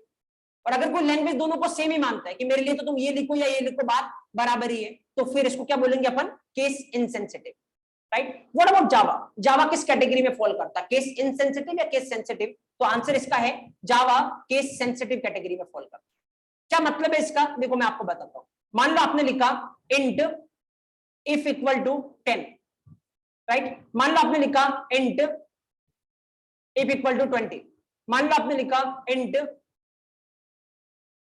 If equal to 30। अच्छा मेरे को बताओ कौन सा करेक्ट है कौन सा इनकरेक्ट है? पहले वाला, पहले वाला तो इनकरेक्ट है। क्यों? क्योंकि इफ क्या आपका रिजर्व वर्ड, और रिजर्व वर्ड को आप आइडेंटिफायर बनाने की ट्राई करोगे तो क्या आएगी, एरर। सेकंड वाला वैलिड है क्योंकि जावा आपकी क्या है, केस सेंसिटिव। तो यहाँ पे स्मॉल आई और स्मॉल एफ जो है वो क्या है, रिजर्व वर्ड है। कैपिटल आई और स्मॉल एफ आपका रिजर्व वर्ड नहीं है। तो जब ये रिजर्व वर्ड नहीं है तो क्या इसको अपन आइडेंटिफायर बना सकते हैं? बिल्कुल बना सकते हैं। This is correct. This one ये भी करेक्ट है क्योंकि यहाँ पे एफ क्या आपका कैपिटल। तो make sure case sensitive pattern में वर्क करता है। मतलब यहाँ पे लोअर केस में कुछ लिखोगे, अपर केस में कुछ लिखोगे, दोनों का मीनिंग अलग अलग है। तो जैसे ये लोअर केस वाला आई, लोअर केस वाला एफ आपका क्या है, रिजर्व वर्ड, राइट। बाकी ये वाले आपके रिजर्व वर्ड नहीं है। Fine, okay. या नेक्स्ट बात करते हैं अपन एट लास्ट नंबर 6 रूल की। अगेन ये थोड़ा हायर लेवल का रूल है बट मैं आपको बताता हूँ क्योंकि अगर आप प्रॉपर स्टेप फॉलो करोगे तो कोई हायर लेवल नहीं, बहुत इजीली आप समझ सकते हो। देखो मैं आपको एक चीज बताता हूँ, अभी के लिए आपको ये नहीं पता क्लास क्या होती है ऑल, इसके जस्ट बाद में आपको बताऊंगा एक्चुअली क्लास क्या होती है, कैसे जावा में क्लास लिखते हैं, ऑल दिस स्टफ। फाइन, अभी मैं आपको क्या बता रहा हूं ना, जावा में पहले से जावा ने कुछ क्लास दे रखी है, राइट। पहले से जावा ने कुछ क्लास अपने को दे रखी है। आपकी रिक्वायरमेंट पड़े तो आप उन क्लास को क्या कर सकते हो, डायरेक्ट यूज कर सकते हो, राइट। तो कौन सी क्लासेस जावा ने पहले से दे रखी है? देखो अगर जावा की बात करें तो टोटल 6000 प्लस 6000 से भी ज्यादा क्लासेस जिन्होंने अपने को पहले से दे रखी है। जैसे मैं एक एग्जांपल लेता हूं, एक क्लास होती है क्या, स्ट्रिंग। एक क्लास होती है स्ट्रिंग जो कि ऑब्वियसली आपको कोई स्ट्रिंग स्टोर करवाना है तो आपका काम करेगी, राइट। तो जब भी अपने को स्ट्रिंग की रिक्वायरमेंट पड़ेगी अपन डायरेक्ट इस क्लास को यूज करेंगे। कौन सी क्लास, स्ट्रिंग क्लास। ऐसी बहुत क्लासेज होती है। जैसे एक क्लास होती है स्ट्रिंग बफर। अभी मैं खाली आपको नाम बता रहा हूं, आप रियलाइज नहीं कर पाओगे काम क्या करेगा, जब अपन चैप्टर पढ़ेंगे विल डिस्कस। स्ट्रिंग बफर, इसकी जरूरत पड़ेगी तो अपन डायरेक्ट इस क्लास को क्या कर सकते हैं, यूज कर सकते हैं। तो जावा ने बहुत सारी क्लासेस अपने को पहले से दे रखी है। अगर अपने को रिक्वायरमेंट पड़े तो अपन उन क्लास को डायरेक्टली क्या कर सकते हैं, यूज कर सकते हैं। अगर जावा ने अपने को जितनी क्लासेस दे रखी है उससे अपना काम नहीं हो तो अपन अपनी खुद की क्लास भी बना सकते हैं। तो उसके लिए कुछ प्रोटोकॉल आपको फॉलो करने पड़ेंगे जब आप खुद की क्लास बनाने जाओगे। अपन देखेंगे थोड़ी देर में कैसे अपन खुद की क्लास बना सकते हैं। बट देन जब तक आपका काम पहले से जो क्लास जावा ने दे रखी है उससे हो जाता है तब तक ऑब्वियसली आप खुद की क्लास बनाना पसंद नहीं करोगे क्योंकि ऑलरेडी आपका काम हो रहा है तो फालतू में क्यों एफर्ट डालना है, राइट। तो जावा ने बहुत सारी क्लासेस अपने को पहले से दे रखी है। जो क्लासेस जावा ने पहले से दे रखी है उनको बोलते हैं actually pre defined classes. Pre defined classes मतलब पहले से जावा ने क्या कर रखी है, डिफाइन कर रखी है। प्री डिफाइंड मतलब पहले से डिफाइन कर रखी है, आप जरूरत पड़ने पे उनको डायरेक्ट क्या कर सकते हो, यूज में ले सकते हो। देखो पॉइंट मैं आपको ये बताना चाह रहा हूं, सपोज करो आपने ये लिखने की ट्राई की, ऑब्जर्व हियर, आपने मान लो ये लिखने की ट्राई की int string equal to 10, right. क्या ये वैलिड है या इनवैलिड है? स्ट्रिंग क्या है आपका, प्री डिफाइंड क्लास का नाम, राइट। तो क्या जो जावा ने पहले से क्लास दे रखी है प्री डिफाइंड क्लास जिनको अपन बोलते हैं, क्या उसका नाम अपन आइडेंटिफायर बना सकते हैं? क्वेश्चन मेरा ये है, राइट। देखो अगर प्रोसेस वाइज बात करोगे क्या ये सही है, मैं बोलूंगा बिल्कुल सही है। आप जावा ने जो पहले से क्लास दे रखी है ना, आप उसको क्या बना सकते हो, आइडेंटिफायर बना सकते हो। बट देन मैं आपसे अगर क्वेश्चन करूं क्या ऐसा आपको करना चाहिए इंडस्ट्री में, तो उसका आंसर क्या होगा समझना। सपोज करो आप एक प्रोजेक्ट पे काम कर रहे हो, राइट, और आपने मान लो अगेन वही सेम स्टोरी में बता दो आपको, आप मान लो यहाँ पे 10,000 लाइन का ये कोड आपने लिखा प्रोजेक्ट में और कहीं पे बीच में आपका ये स्ट्रिंग यूज में आ रहा है, राइट। आराम से देखना। सपोज करो ऑब्वियसली आप ये कोड लिखने के बाद सीनियर डेवलपर के पास गए, can you please verify my code. Senior developer देखने वाला आपके कोड को जैसे इसकी नजर इस पे गई, वो उसको क्या मानेगा, क्योंकि उसको नॉलेज है, वो उसको क्या मानेगा, स्ट्रिंग जावा में क्या होती है, प्री डिफाइंड क्लास। तो वो उसको प्री डिफाइंड क्लास मान के नीचे का ट्रीट करने लगेगा और जब लास्ट में पहुंचेगा तो उसको पता चलेगा रिजल्ट तो सही आ नहीं रहा है। क्यों? क्योंकि उसने स्ट्रिंग को क्या ट्रीट किया है, प्री डिफाइंड क्लास, जबकि यूजर ने स्ट्रिंग को क्या बना रखा है, इंटीजर। यूजर ने स्ट्रिंग को क्या बना रखा है, वेरिएबल का नाम। तो फिर वो ऊपर जाके देखेगा अच्छा एक्चुअल में यूजर ने स्ट्रिंग को क्या बना रखा है, वेरिएबल का नाम, इसीलिए इस प्रोग्राम में स्ट्रिंग क्लास का नाम नहीं होगा, किसका नाम होगा, वेरिएबल का नाम। तो उस अकॉर्डिंग उसको ट्रीट करना पड़ेगा। तो ऑब्वियसली इसका मतलब ये क्या डाउन कर रहा है, रीडेबिलिटी डाउन कर रहा है। किसी को समझने में क्या टाइम लग रहा है, ज्यादा टाइम लग रहा है। क्या क्रिएट कर रहा है, कंफ्यूजन क्रिएट कर रहा है, क्योंकि स्ट्रिंग देखते ही हर किसी के दिमाग में यही काम करने वाला है कि ऑब्वियसली क्या नाम है, क्लास का नाम है, राइट। और उसके बाद जब उनको पता चलेगा कि क्लास का नाम नहीं है, तो ऑब्वियसली इस प्रोसेस में क्या लगने वाला है, टाइम लगने वाला है, एडिशनल कंफ्यूजन ऐड होने वाला है, राइट। That's the problem. इसीलिए आपको ऑब्वियसली इंडस्ट्री में ऐसा नहीं करना चाहिए कि प्रीडिफाइंड क्लास का नाम आप क्या बना रहे हो, आइडेंटिफायर का नाम बना रहे हो, क्योंकि इससे आपकी रीडेबिलिटी क्या होने वाली है, डाउन होने वाली है। अब देखो अगेन आपके दिमाग में इमीडिएटली क्वेश्चन आना चाहिए कि सर जब पहला पॉइंट ये था कि आप प्रीडिफाइंड क्लास को क्या बना सकते हो, आइडेंटिफायर बना सकते हो। दूसरा पॉइंट आपने ये बोला कि इंडस्ट्री में ऐसा नहीं करना चाहिए क्योंकि इससे क्या डाउन होने वाली है, रीडेबिलिटी। तो अगर ऐसा है तो इसको ब्लॉक ही क्यों नहीं कर देते कि भाई तुम प्रीडिफाइंड क्लास को बना ही नहीं सकते आइडेंटिफायर, ताकि बेटर है, कोई बनाएगा ही नहीं और रीडेबिलिटी का इश्यू आएगा ही नहीं, राइट। मैं आपको बोलता हूं ऐसा नहीं करने के पीछे रीजन बहुत सिंपल सा है। अभी जैसे मैं आपको बोल रहा हूं टोटल जावा में कितनी क्लासेज है, 6000 प्लस प्रीडिफाइंड क्लासेज है, और डेफिनेटली हर एक रोज नया नया इंप्रूवमेंट होता जाता है और नई नई क्लासेज ये क्या करते जाते हैं, ऐड करते जाते हैं। तो देखो अगर सब नाम को इन्होंने ब्लॉक कर दिया तो टोटल 6000 प्लस नाम तो अभी भी आप ब्लॉक है, आप यूज नहीं कर सकते, राइट। और आगे मान लो उन्होंने आगे चलते चलते थोड़े दिन में वो और ऐड करते जाए, मान लो सपोज करो ये पहुंच गया मान लो 1 लाख प्लस क्लासेज जिन्होंने पहले से दे रखी है, तो इसका मतलब 1 लाख नाम तो आपके क्या हो गए, ब्लॉक हो गए, उसको तो आप यूज कर ही नहीं सकते, राइट। इसीलिए ज्यादा नाम आपके ब्लॉक नहीं हो जाए, इसीलिए इसको उन्होंने अलाउ कर रखा कि आप प्रीडिफाइंड क्लास को बना सकते हो आइडेंटिफायर, कोई दिक्कत है नहीं। लेकिन जब तक हो सके इसको क्या करना है, अवॉइड करना है, क्योंकि अगर आपने बनाने की ट्राई की तो फिर इससे कंफ्यूजन क्रिएट हो सकता है। बट देन अगर आपके पास ऑप्शन नहीं है, मान लो वही नाम आपको चाहिए, तो फिर आप बना सकते हो, there is no restriction, right. तो दैट्स द सीन। तो देखो अगेन चलो क्विकली अपन समराइज करते हैं यहाँ पे टोटल, चलो वापस से फटाफट समराइज करते हैं, आप रिकॉल करना मेरे साथ। आइडेंटिफायर, चलो आइडेंटिफायर किसको बोलते हैं अपन, any name in Java is known as what, identifier. क्या क्या नाम हो सकता है, it can be class name, method name, variable name, label name, it can be any name, right. Okay, so what are the protocols. Number first protocol बोलो, जो भी identifier का नाम है वो कॉम्बिनेशन में से होना चाहिए। कौन सा combination, A to Z 0 to 9 dollar और underscore, right. That's the first thing. इसके अलावा अगर कुछ भी हुआ तो क्या आने वाली है, error. What's the second thing बोलो, सेकंड पॉइंट, कोई लेंथ लिमिट है क्या आइडेंटिफायर की जहां में, नहीं कोई लेंथ लिमिट नहीं है, बट क्या रिकमेंडेड है इंडस्ट्री स्टैंडर्ड पे, एज मिनिमम एज पॉसिबल। ऐसा क्यों, क्योंकि अपने को ध्यान में रखना है कि रीडेबिलिटी क्या नहीं होनी चाहिए, डाउन नहीं होनी चाहिए इंडस्ट्री स्टैंडर्ड पे, right. Okay, second thing. Third, चलो थर्ड प्रोटोकॉल बताओ मेरे को, क्या आइडेंटिफायर को अपन डिजिट से स्टार्ट कर सकते हैं, नहीं डिजिट से स्टार्ट नहीं कर सकते, क्योंकि इससे अगेन क्या क्रिएट होने वाला है, कंफ्यूजन, और इसलिए इसको क्या कर रखा है, ब्लॉक कर रखा है। डिजिट आप बाद में ले सकते हो लेकिन डिजिट से स्टार्ट आप नहीं कर सकते, राइट। नंबर फोर्थ थिंग, चलो नंबर फोर्थ बोलो, फोर्थ या बोलो, रिजर्व वर्ड को अपन क्या नहीं कर सकते, आइडेंटिफायर नहीं बना सकते। क्या होते हैं रिजर्व वर्ड, जिनको पहले से कुछ काम दिया गया है तो उनका काम अपन क्या नहीं कर सकते, चेंज नहीं कर सकते, इसीलिए अपन उसको क्या नहीं बना सकते, आइडेंटिफायर नहीं बना सकते। नंबर फिफ्थ वन, चलो फिफ्थ वन, जावा किस तरीके की लैंग्वेज है, case sensitive, insensitive, case sensitive. इसका मतलब अपर केस और लोअर केस दोनों अलग अलग ट्रीट होने वाले हैं, राइट। नंबर सिक्स्थ वन, क्या अपन प्रीडिफाइंड क्लास को आइडेंटिफायर बना सकते हैं, बिल्कुल बना सकते हो, but real time industry standard पे ऐसा नहीं करना चाहिए, क्योंकि इससे क्या डाउन होने वाली है, रीडेबिलिटी डाउन होने वाली है, right. So these are the protocols. So now if you know this thing, तो अब आप ये कमिट कर सकते हो कि डजंट मैटर आप कौन से लेवल के इंटरव्यू को रिप्रेजेंट कर रहे हो, वेदर आप फ्रेशर लेवल पे जा रहे हो, इवन आप 5-10 साल के एक्सपीरियंस पे जा रहे हो, इवन आप टॉप टियर 1 कंपनी के इंटरव्यू में जा रहे हो, टियर 2 टियर 3 किसी कंपनी के इंटरव्यू में जा रहे हो, या फिर इवन जो हाईएस्ट कल मैंने बात की थी ओरेकल सर्टिफिकेशन के एग्जाम के लिए जा रहे हो, इससे बाहर आइडेंटिफायर का कोई क्वेश्चन आपसे बनेगा नहीं। एंड इवन आप जिस तरीके से आंसर करोगे, मुझे लगता है एक क्वेश्चन सफिशिएंट होगा सामने वाले को ये बिलीव दिलाने के लिए कि you literally know what the industry and किस तरीके से काम आपको करना है, you are literally having the expertise over this thing, right. तो देखो आगे से कोई आपको कभी भी फेशियल लेवल के इंटरव्यू में रीडेबिलिटी की बात आपसे नहीं करने वाला, दैट इज डैम श्योर। कोई भी इंटरव्यूअर आपसे बात नहीं करेगा, क्यों, क्योंकि उसको पता है कि फेशियल लेवल पे आपको एक्सपोजर नहीं है इसका।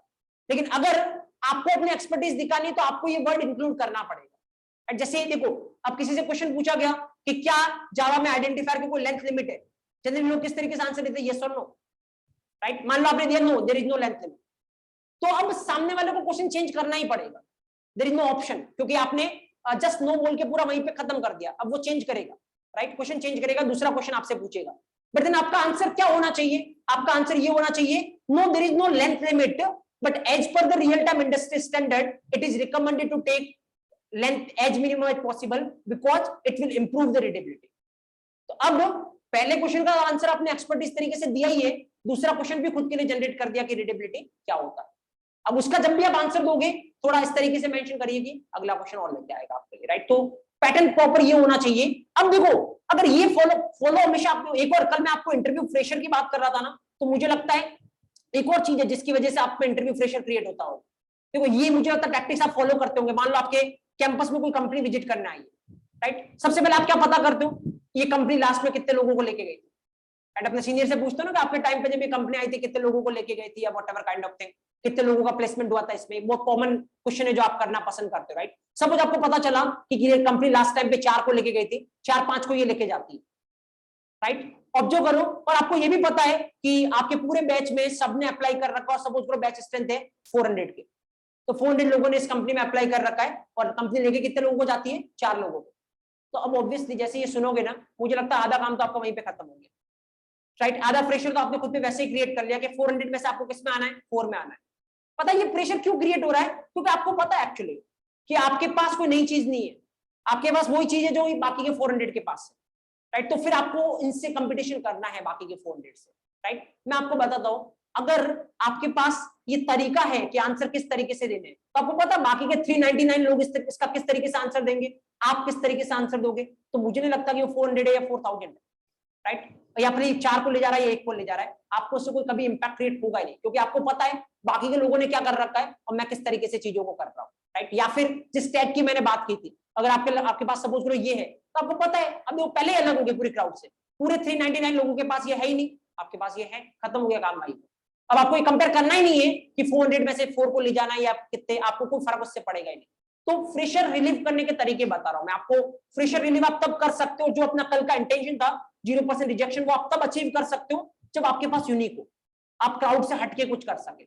अगर आप क्राउड में रहोगे हमेशा आप कंपटीशन में जाओगे, कंपटीशन में जाओगे तो रिजेक्शन मिलना नॉर्मल चीज है, राइट। लेकिन अगर आप क्राउड से हट गए, आपको कंपटीशन फेस ही नहीं करना, तो फिर ऐसा आप समझ लो कि आप अकेले जा रहे हो इंटरव्यू में और एक भी सीट वैकेंट है तो आपका नंबर है, इससे कोई डाउट है नहीं, राइट। तो फिर हर एक मोमेंट में मैं आपको ये बताऊंगा किस तरीके से आपको आंसर करना है, किस तरीके से आपको चीजों को रिलेट करना, राइट। तो आपको इसी पैटर्न में ध्यान रखना है, इसलिए मैं आपको बता रहा हूं एक भी चीज को आप याद करने की ट्राई नहीं करें, आप हर एक चीज को रिलेट करें, इस तरीके से आप इन्वेस्ट करें कि आपको वापस से रिवीजन और ये नहीं करना पड़े, क्योंकि अगेन आपको रिवीजन करना पड़ता है तो इससे लॉस है आपका, क्योंकि अभी आप इतना अच्छे से पढ़ रहे हो, अभी आप फ्रेम कर रहे हो एक चीज को कि मेरे को ऐसे आंसर करना है, लेकिन अगर आप रिवीजन पे डिपेंडेंट हो तो फिर दिक्कत आपके साथ ये होगी कि लास्ट में जब कंपनी आएगी आपको 1-2 दिन पहले पता चलेगा, 1-2 दिन में आपको सारी चीजें रिवाइज करनी। अब 1-2 दिन में आप सारी चीज रिवाइज तो कर नहीं सकते, फिर आप खाली टाइम पास के फॉर्म में उसको रिवाइज करोगे, अगर टाइम पास के फॉर्म में रिवाइज करोगे तो आंसर भी टाइम पास के फॉर्म में ही दोगे, अगर यही करना है तो फिर इतना इस चीज का सेंस है नहीं। तो अगर आपको ये करना है कि आपको एक्सपर्ट तरीके से आंसर देना है, हर एक क्वेश्चन को दूसरे क्वेश्चन से रिलेट करना है, एक चीज आपको छोड़नी पड़ेगी, वो है इस रिवीजन पे डिपेंडेंसी। तो हर एक चीज को आप ऐसा फील करें कि ये ऐसा होता है, ऐसे चलता है। देखो आप याद करोगे कि मान लो डिजिट से स्टार्ट नहीं कर सकते, इससे लॉस क्या है, आप इंटरव्यू में जाके भूल गए कर सकते कि नहीं कर सकते, तो अब आप कुछ नहीं कर सकते, राइट, क्योंकि आपने उसको याद कर रखा है।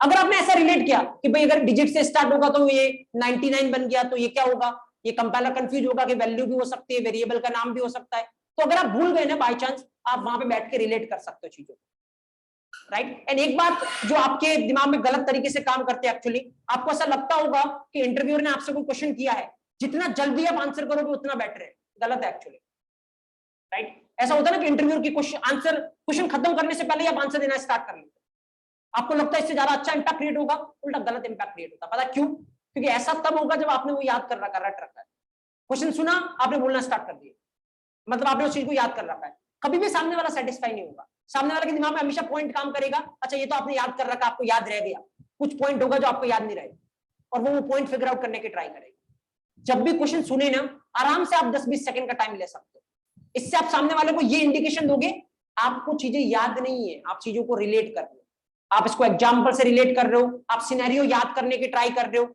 और ऑब्वियसली वो इंपैक्ट क्रिएट करेगा कि आप हर एक चीज को प्रैक्टिकली फील कर पा रहे हो, राइट। तो ये अच्छा इंडिकेशन, आप 10-20 सेकंड का टाइम लोगे, आप इमीडिएटली देना स्टार्ट करते हो, अच्छा इंडिकेशन नहीं है, उल्टा ये गलत इंडिकेशन जाएगा कि आपको वो चीज याद है, राइट। याद होना हमेशा गलत इंडिकेशन इसलिए है क्योंकि उनको पता है कितनी चीजें हैं, क्या आप हर एक चीज को याद कर सकते हो, नहीं कर सकते, दैट्स वो गलत इंडिकेशन है। इसलिए वो हमेशा उसको फिगर आउट करने की ट्राई करेगा कि कहीं ना कहीं पे जाके आप रुकने वाले, और वो वही पॉइंट ढूंढेगा कि कहां पे जाके आप रुकने वाले। और अगर आप ये 10-20 सेकंड का टाइम ले रहे हो ना, तो वो 4-5 क्वेश्चन के करेक्ट आंसर दे दिए, उसको ये फील हो जाएगा कि भाई आपको सब कुछ पता है, क्योंकि आपने सारी चीजों को रिलेट कर रखा है, कुछ भी वो पूछे आप उसका आंसर दे दोगे, राइट। तो दैट्स द सीन। तो एक्चुअली बहुत आपके लेवल पे आपको लगता होगा ऐसा होता है, ऐसा होता है, बहुत सारी बातें करेंगे अपन इसके रिगार्डिंग। चलो पहले लिखो चीजों को जो अपन ने अभी देखा है, अब आप नोट्स फॉर्मेट में लिख सकते हो इसको। Keeps writing language fundamental, topic का नाम, और उसके अंदर पहला सब टॉपिक है आइडेंटिफाई।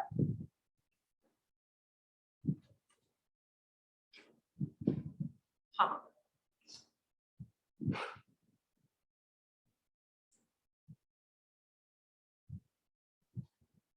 फाइन। तो पूरे सेशन में आपको नोट्स ऐसे ही लिखने हैं, जहां पे पहले टॉपिक एक्सप्लेन होगा, उसके बाद मैं आपको नोट्स डिक्टेट करूंगा। रीजन बहुत सिंपल सा है, पहले आप चीजों को समझे और लिखते टाइम उन चीजों को फील करें, राइट, जिससे वापस आपको वहां पे आने की रिक्वायरमेंट पड़ेगी नहीं, right. Just right it down. Heading वाले टॉपिक की लैंग्वेज फंडामेंटल,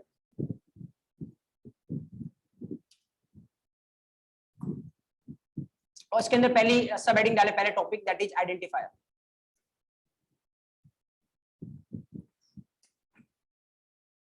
लिखिए इसके अंदर,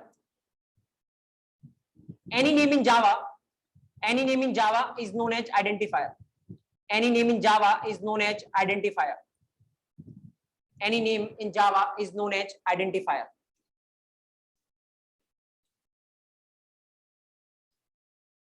Second point, any name can be number first class name, ये क्लास का नाम हो सकता है। सेकंड, ये मेथड का नाम हो सकता है, ऑल्दो आपको अभी नहीं पता क्लास क्या होता है, मेथड क्या होता है, don't worry, will discuss. Class name, method name, ये वेरिएबल का नाम हो सकता है, राइट, ये लेबल का नाम हो सकता है। तो any name can be class name, method name, variable name, label name.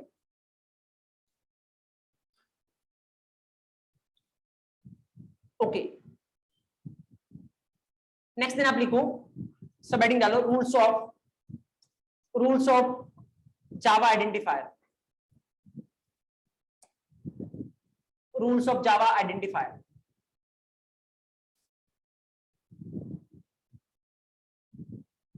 देखो उसके अंदर first point, identifier should be from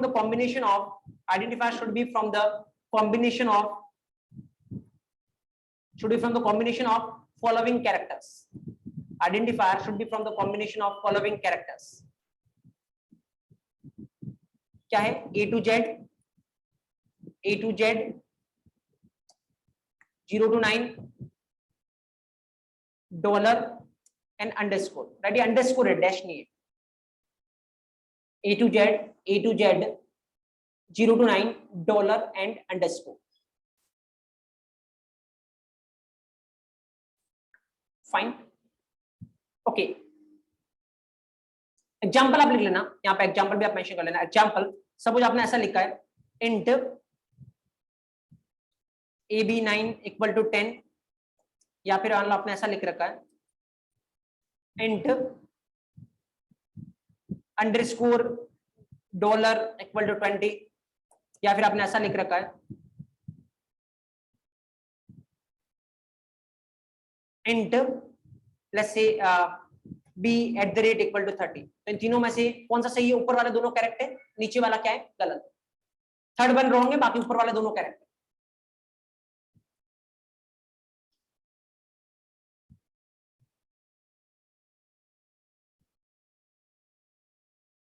fine, okay.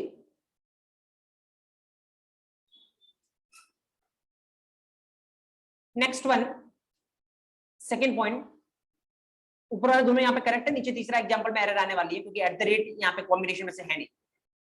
Second point लिखिए आप, second point, we cannot start identifier with digit. We cannot start identifier with digit. We cannot start identifier with digit. अब example mention कर सकते हैं यहाँ पे। मान लो आपने लिखा A9 equal to 10, this is valid, कोई दिक्कत नहीं है। बट अगर आपने लिखा 9A equal to 10, this is invalid. Second one में आपको एरर आने वाली है।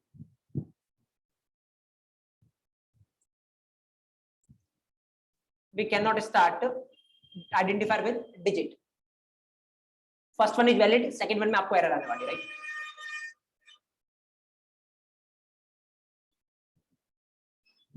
Number third one, there is no length limit. There is no length limit. There is no length limit for Java identifier. There is no length limit for Java identifier. There is no length limit for Java identifier. But as per the real-time industry, length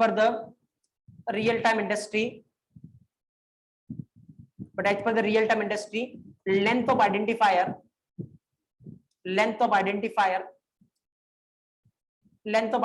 should be as minimum as possible. Length of identifier should be as minimum as possible.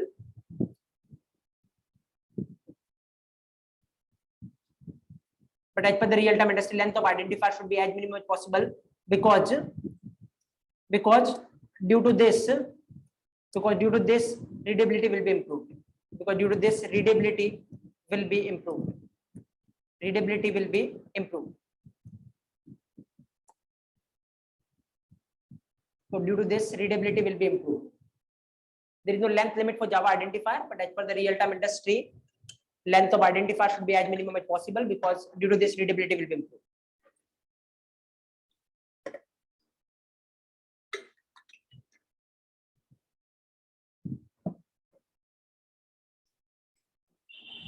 Fine.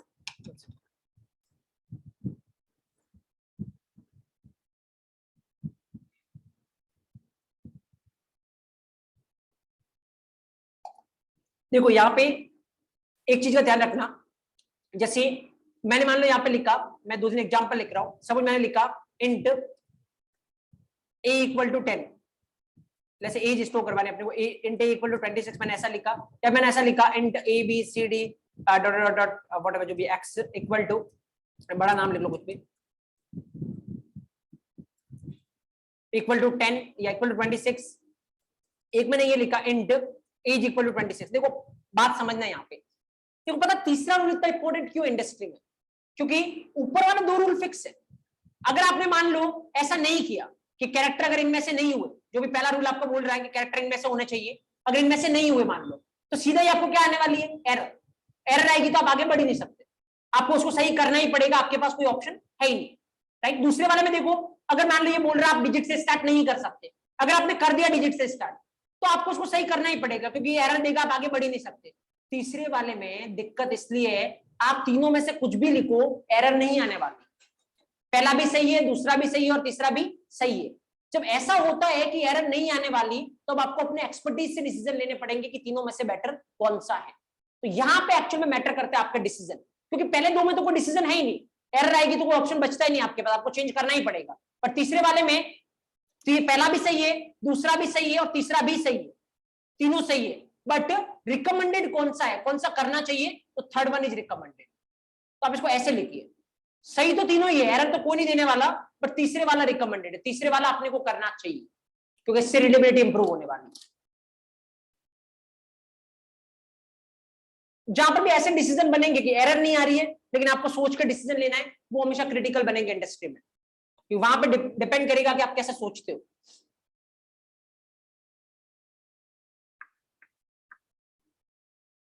Fine,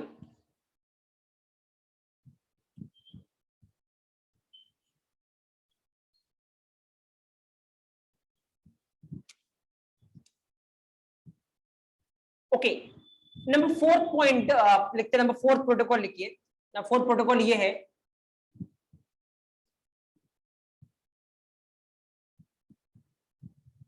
fourth one, just observe, okay. Fourth one, we cannot use reserved word, we cannot use reserved word as an identifier, we cannot use reserved word as an identifier in Java, we cannot use reserved word as an identifier in Java, we cannot use reserved word as an identifier in Java। Example लिख लेना, suppose आपने ऐसा करने की try की, दोनों case में क्या है, एरर है, तो यहाँ पर भी एरर है, तो आप कुछ कर ही नहीं सकते, आपको चेंज करना ही पड़ेगा। तो यहाँ इतना डिसीजन मैटर नहीं करता है।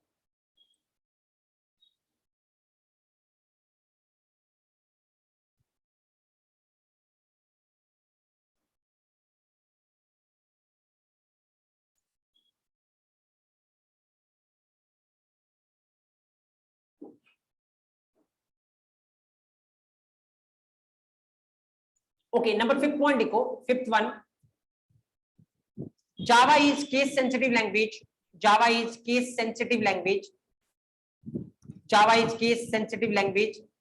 That means in Java uppercase and lowercase character. That means in Java uppercase and lowercase characters will be treated. In Java uppercase and lowercase characters will be treated differently. Java is case sensitive language. That means in Java uppercase and lowercase characters will be treated differently. Example आप mention कर सकते हो. अगर आप ऐसा करोगे तो पहले वाले में एरर है, लेकिन दूसरे वाला सही है, इवन तीसरे वाला भी सही है, राइट? अगर आप ऐसा करोगे जो भी, तो यहाँ पे फर्स्ट वन एरर है और बाकी दोनों सही है, क्योंकि केस सेंसिटिव के अकॉर्डिंग ये रिजर्व वर्ड है, ये कोई रिजर्व, सॉरी, ये पहले वाला गलत है, बाकी दोनों सही है, राइट?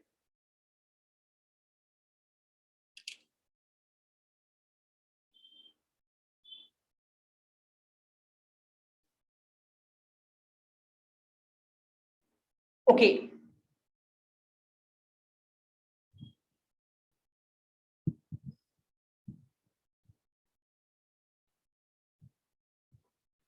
नंबर 6, प्रोटोकॉल नंबर 6 देखते हैं अपन। प्रोटोकॉल नंबर 6 क्या है?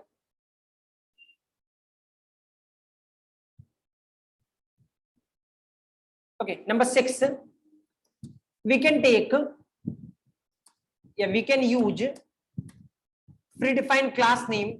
We can use predefined class name as identifier. We can use predefined class name as identifier in Java. We can use predefined class name as identifier in Java. But as per the real-time industry,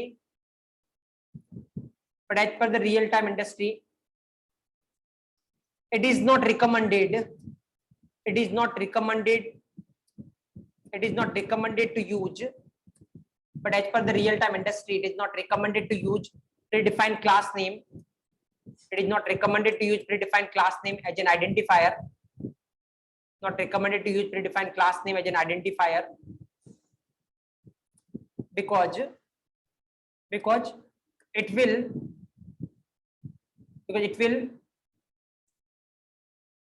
will decrease the readability. It will decrease the readability.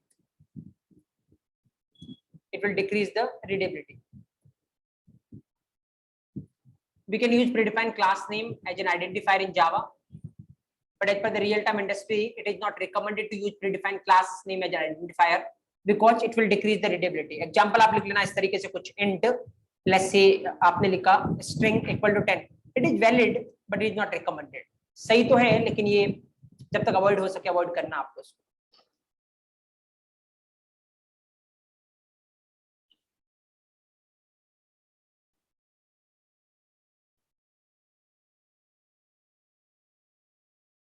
Okay, अभी इससे किसी का doubt है class क्या होता है non? अभी class अपना टॉपिक नहीं है, अभी जस्ट इसके बाद अपन पढ़ने वाले क्लास क्या होता है, डोंट वरी, राइट? अभी आपको समझ में आएगा क्लास क्या होता है नॉन।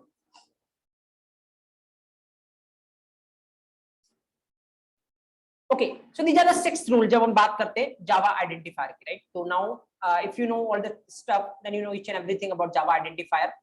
चलो अब अपन थोड़ा यहाँ से हट के बात करते हैं, और वो ये कि जैसे अभी अपन ने यहाँ पे बात की है किसके रिगार्डिंग, कि किसी का भी नाम जावा में क्या बोलेंगे अपन, आइडेंटिफायर। किसी के भी नाम से मतलब अपना क्या है, तो या तो क्लास का नाम हो सकता है या फिर वेरिएबल का, मेथड का, जो भी है। अब देखो, आपको पता है जावा किस कैटेगरी की लैंग्वेज है? जावा ऑब्जेक्ट ओरिएंटेड प्रोग्रामिंग लैंग्वेज है। क्या मतलब होता है ऑब्जेक्ट ओरिएंटेड का? थोड़े दिन में, 1-2 दिन में आपको समझ में आएगा। इवन अपन टॉपिक भी स्टार्ट करने वाला ऑब्जेक्ट ओरिएंटेड, वहां पे मैं आपको बताऊंगा क्या सेंस होता है। बट अभी के लिए मैं आपको खाली इतना बता रहा हूँ, ऑब्जेक्ट ओरिएंटेड प्रोग्रामिंग लैंग्वेज का मतलब उसमें ऑब्वियसली क्या होते हैं, सारा कुछ जो काम होता है वो किस फॉर्मेट में होता है? क्लास और ऑब्जेक्ट के फॉर्मेट में होता है।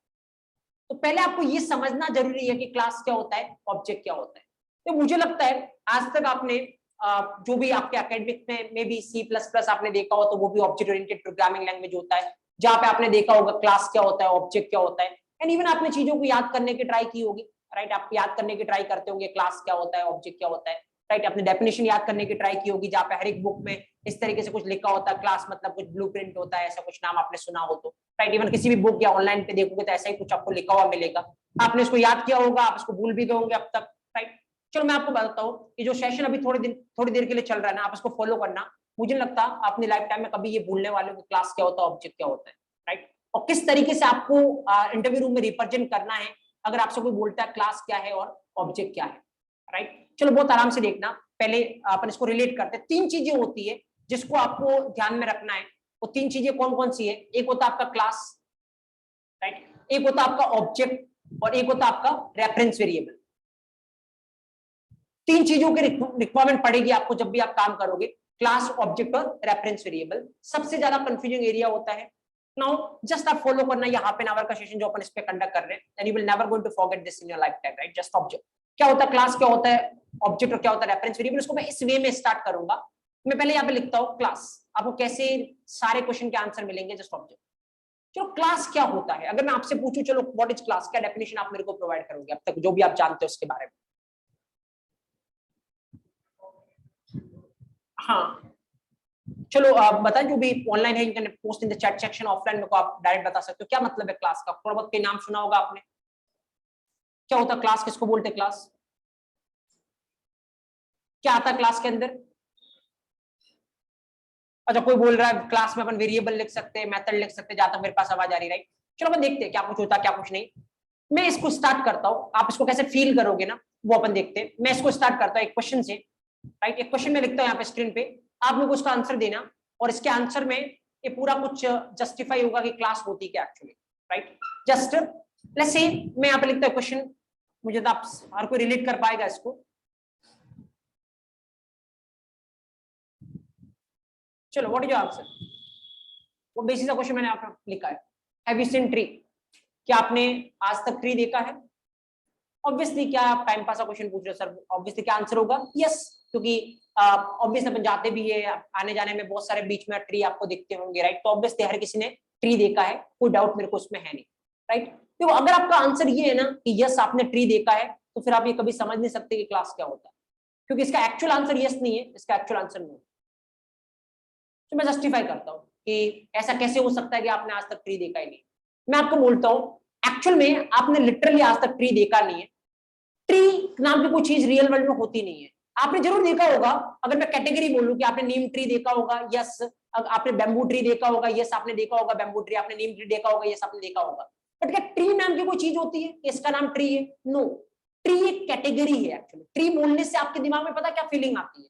ऐसी चीज जिसके ऑब्वियसली कुछ रूट्स होगी, कुछ लीव्स होगी, कोई बड़ा सा स्ट्रक्चर होगा, उसको अपन क्या बोलेंगे? ट्री। जैसे आपने ट्री सुना, आपके दिमाग में एक स्ट्रक्चर क्रिएट होगी कि ऐसा ऐसा जो भी होगा उसको अपन क्या बोलेंगे? ट्री। बट क्या एक्चुअली ट्री नाम की कोई चीज है? नहीं है।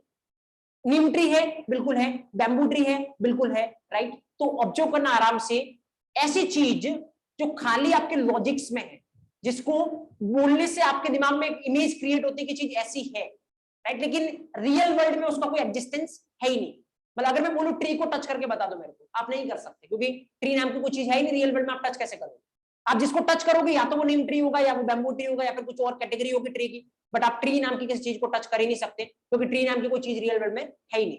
ऐसी चीज जो खाली आपके लॉजिक में है, जिसको बोलने से आपके दिमाग में फीलिंग्स क्रिएट होती है, बट रियल वर्ल्ड में वो चीज है ही नहीं, आप उसको फिजिकली टच करके नहीं देख सकते, दैट इज व्हाट क्लास।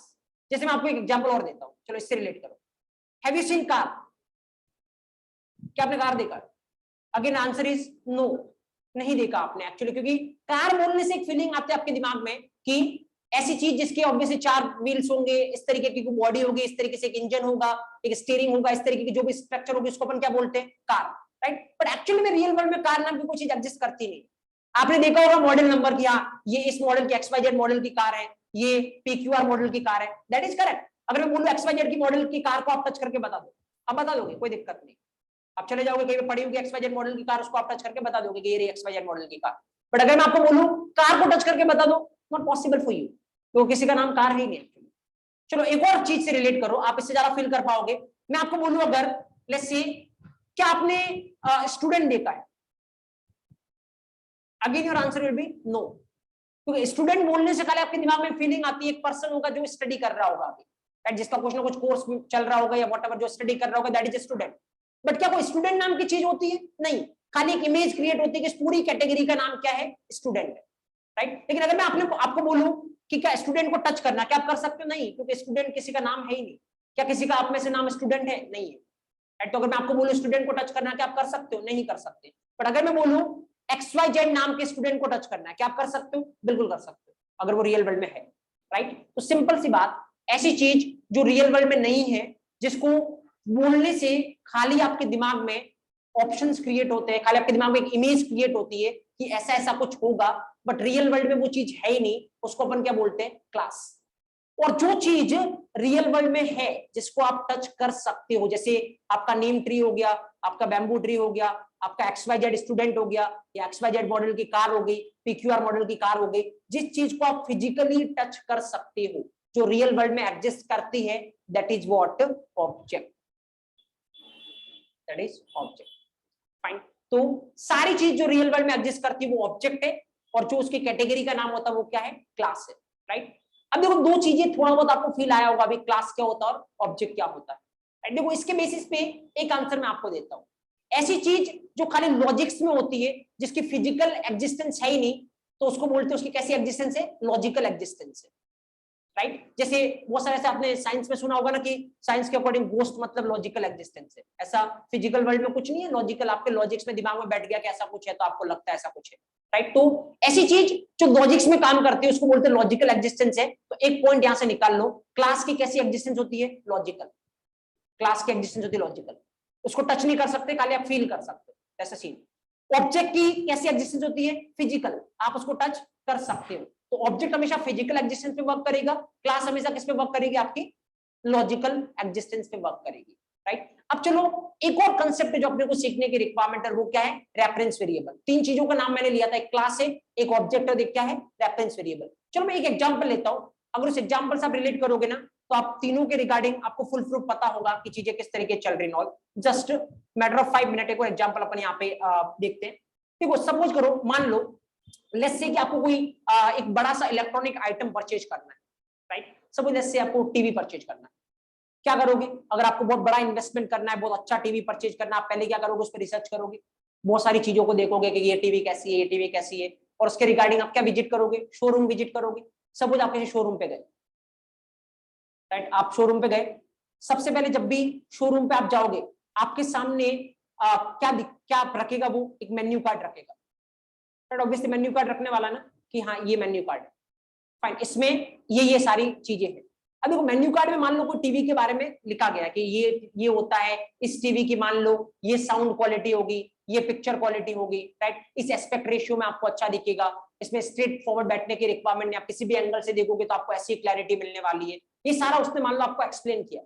एक बात बताओ मेरे को, जब भी वो एक्सप्लेन कर रहा था इसकी साउंड क्वालिटी ये होगी, इसकी पिक्चर क्वालिटी ये होगी, आपका दिमाग कंटिन्यूसली काम कर रहा था, आप सोच रहे थे अच्छा ऐसा होता होगा कि वॉल्यूम ऐसे आती होगी, ऐसा मैं फील कर पाऊंगा, सामने से बैठूंगा तो मेरे को ऐसा दिखेगा, साइड से बैठूंगा तो मेरे को ऐसा दिखेगा, पूरी तरीके से आप फील कर रहे हो चीज को, राइट। लेकिन क्या अभी आप उस चीज को टच कर सकते हो? नहीं, जस्ट आपने अपने दिमाग में क्रिएट कर लिया कि अच्छा टीवी मतलब एक स्ट्रक्चर होता है, ऐसा स्ट्रक्चर है और उसके अंदर ये चीजें होगी, ये वॉल्यूम बढ़ेगा, यहाँ से ये होगा, बट किसी का नाम टीवी होता है? नहीं, एक्चुअली अगेन क्या होता है? उसके मॉडल नंबर होते हैं, राइट। तो जैसे यहाँ पे टीवी आपको परचेज करना है, तो आपके लिए ये जो मेन्यू कार्ड या जो टीवी है वो एक तरीके से क्या है? Class, fine. आप सपोज शोरूम पे गए, शोरूम वाले ने आपको बताया, आपने बोला कि मेरे को लेट्स से XYZ मॉडल की टीवी चाहिए, तो उसके पास फिजिकली रखी होगी, वो आपको दिखाएगा सर ये रही XYZ मॉडल की टीवी, राइट। आप इसके सामने खड़े हो, आपको इसको टच करना है, कि आप इसको टच कर सकते हो? बिल्कुल कर सकते हो। आपको मान लो देखना है चैनल चेंज कैसे होते हैं, वॉल्यूम कैसे बढ़ती है, क्या आप यहाँ पे कर सकते हो? बिल्कुल कर सकते हो, और इसको टच कर सकते हो, मतलब ये XYZ मॉडल की जो टीवी है ये क्या है आपके लिए? ऑब्जेक्ट, फिजिकली आप इसको फील कर सकते हो। जस्ट टीवी मतलब क्या आपके लिए? क्लास। अब सपोज करो, देखो यहां तक तो पहले ही पता था आपको क्लास क्या होता है, ऑब्जेक्ट क्या होता है। एक चीज जिसका आंसर देने के लिए मैं यहां तक आया हूं, और वो है रेफरेंस वेरिएबल, राइट। अब सपोज करो मान लो आप टीवी परचेज करके ले आए, आपको ये टीवी अच्छा लगा, आप परचेज करके इसको ले आए, राइट। टीवी परचेज करके ले आए, अब सपोज अगर आपको टीवी पे कुछ भी ऑपरेशन करना है, ऑपरेशन इन द सेंस, मान लो सपोज आपको वॉल्यूम बढ़ानी है, या मान लो आपको चैनल चेंज करना है या कुछ भी आपको करना, आप किसके थ्रू करोगे? ऑब्वियसली जब टीवी लेके आओ तो साथ में क्या आता है? Remote, right? अगर आपको कुछ भी ऑपरेशन करना है टीवी पे, आप किसके थ्रू करोगे?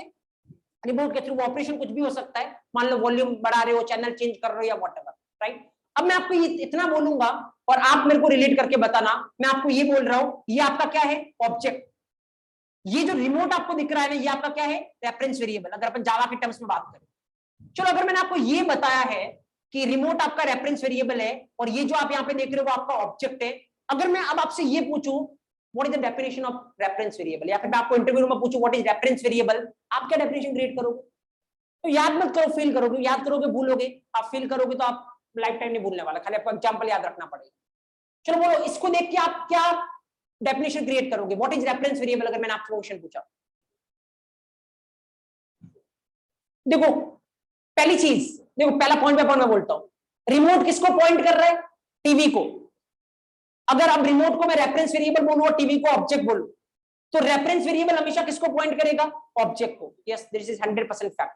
रेफरेंस वेरिएबल हमेशा किसको पॉइंट करता है? ऑब्जेक्ट को।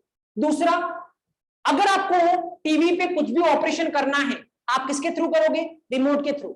अब आप टीवी को बोलो ऑब्जेक्ट, रिमोट को बोलो रेफरेंस वेरिएबल, तो इसका मतलब अगर आपको ऑब्जेक्ट पे कुछ भी ऑपरेशन करना है, आप किसके थ्रू करोगे? रेफरेंस वेरिएबल के। तो अब अगर मैं फॉर्मल वे में पूछूं व्हाट इज रेफरेंस वेरिएबल, बहुत सिंपल है। Reference variable always point to object. If we want to perform any operation on object, we can perform by using reference variable, right? That's the definition of reference variable. अब अगर भी भूल जाते हो, suppose करो आप reference variable, पहली बात तो आपको याद रखना ही नहीं डेफिनेशन। पहली बात तो आप ये याद रखो, रिमोट मतलब आपका रेफरेंस वेरिएबल है। भूल जाते हो, आप फिगर आउट कर सकते हो क्या है, राइट? अब मैं आपको एक चीज और बताता हूं। चलो यहां से देखो, इस एग्जांपल से आप कितने क्वेश्चन के आंसर दे सकते हो। अगर मैं आपसे एक क्वेश्चन पूछूं यहां पे कि क्लास और ऑब्जेक्ट के बीच में, क्लास और ऑब्जेक्ट के बीच में कौन सा रिलेशन होता है? देखो रिलेशन मतलब, आपने ऐसा बचपन में मैथमेटिक्स में देखा होगा ना, 1 to 1 relation, 1 to many relation, right? मैं आपको अगेन एक्सप्लेन करता हूं अगर आपको नहीं पता हो तो। देखो 1 to 1 रिलेशन या फिर अपन बोलते हैं 1 to many रिलेशन, मतलब क्या होता है? 1 to 1 मतलब एक के करस्पॉन्डिंग एक ही चीज अवेलेबल है, राइट? 1 to many का मतलब एक के करस्पॉन्डिंग मल्टीपल चीज अवेलेबल है। मतलब अगर एक क्लास का एक ही ऑब्जेक्ट हो सकता है, तो कौन सा रिलेशन होगा? 1 to 1। मतलब एक क्लास का कितना ऑब्जेक्ट हो सकता है? एक। अगर एक क्लास के मल्टीपल ऑब्जेक्ट हो सकते हैं, तो कौन सा रिलेशन होगा? 1 to many। मतलब एक क्लास इसके कितने ऑब्जेक्ट हो सकते हैं? मल्टीपल। आप मेरे को ये डायग्राम देख के बताओ, ये जो आपका मेन्यू कार्ड है, सपोज करो ये XYZ मॉडल का मेन्यू कार्ड है, राइट? और ये आपके XYZ मॉडल की टीवी, तो मेन्यू कार्ड आपका क्या हो गया? क्लास। टीवी जिसको आप टच कर सकते हो वो एक्चुअल में आपका क्या हो गया? XYZ मॉडल का टीवी आपका क्या हो गया? ऑब्जेक्ट।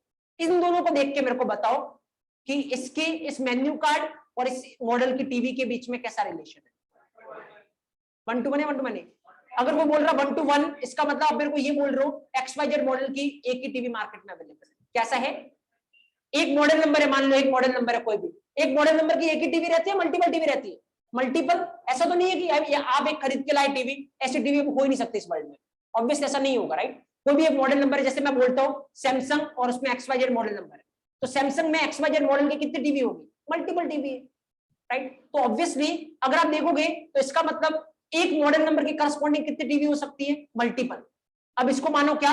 क्लास। इसको मानो क्या? ऑब्जेक्ट। तो एक क्लास के करस्पॉन्डिंग कितने ऑब्जेक्ट हो सकते हैं? Multiple.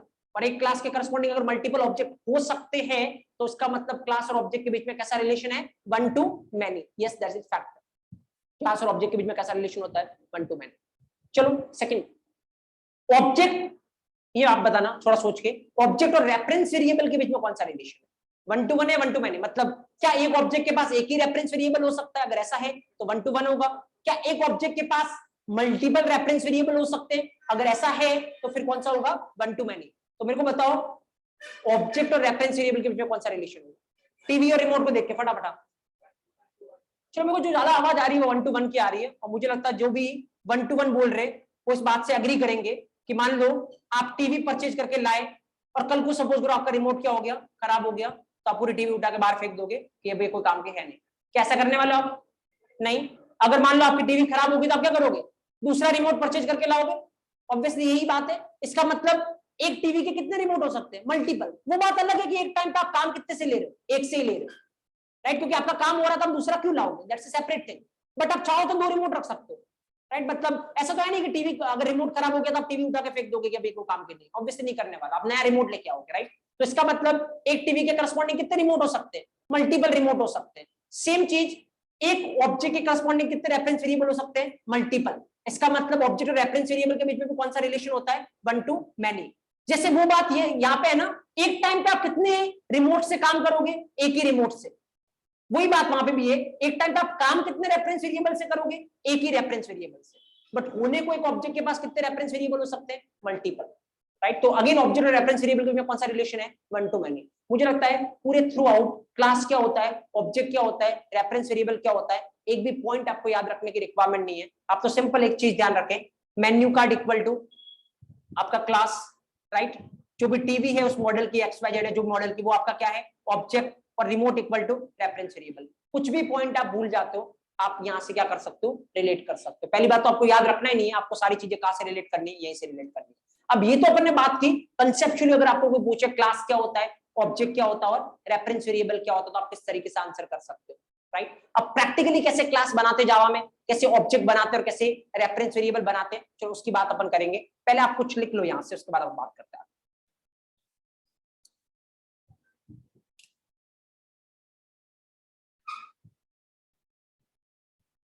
Just write it down.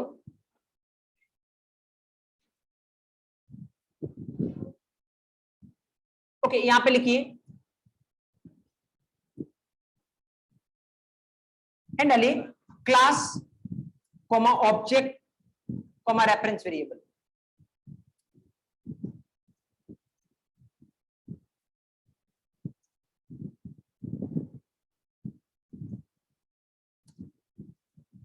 Class comma object comma reference variable लिखिए इसके अंदर।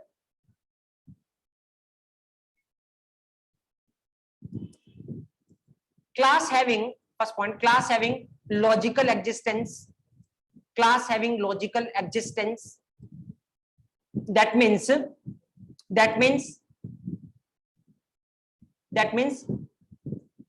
it doesn't exist, that means it doesn't exist, that means it doesn't exist in real world, it doesn't exist in real world. Class having logical existence, that means it doesn't exist in real world.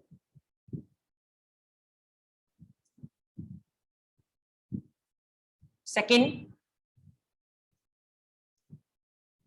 object having physical existence, object having physical existence, that means it exists in real world. Object having physical existence, that means it exists in real world. It exists in real world.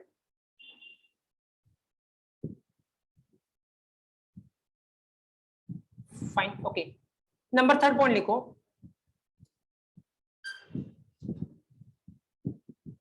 Number third point, reference variable always point to object. Reference variable always points to reference variable always points to object. Reference variable always point to object. Next line में, if we want to perform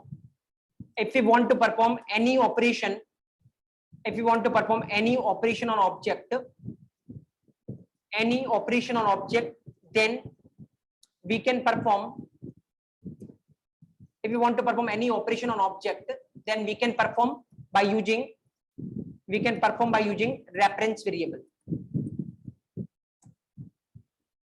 If we want to perform any operation on object, then we can perform by using reference variable.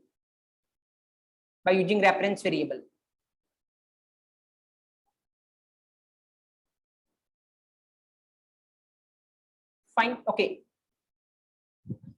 यहाँ पे एक और point देखिए, there is one to many relation between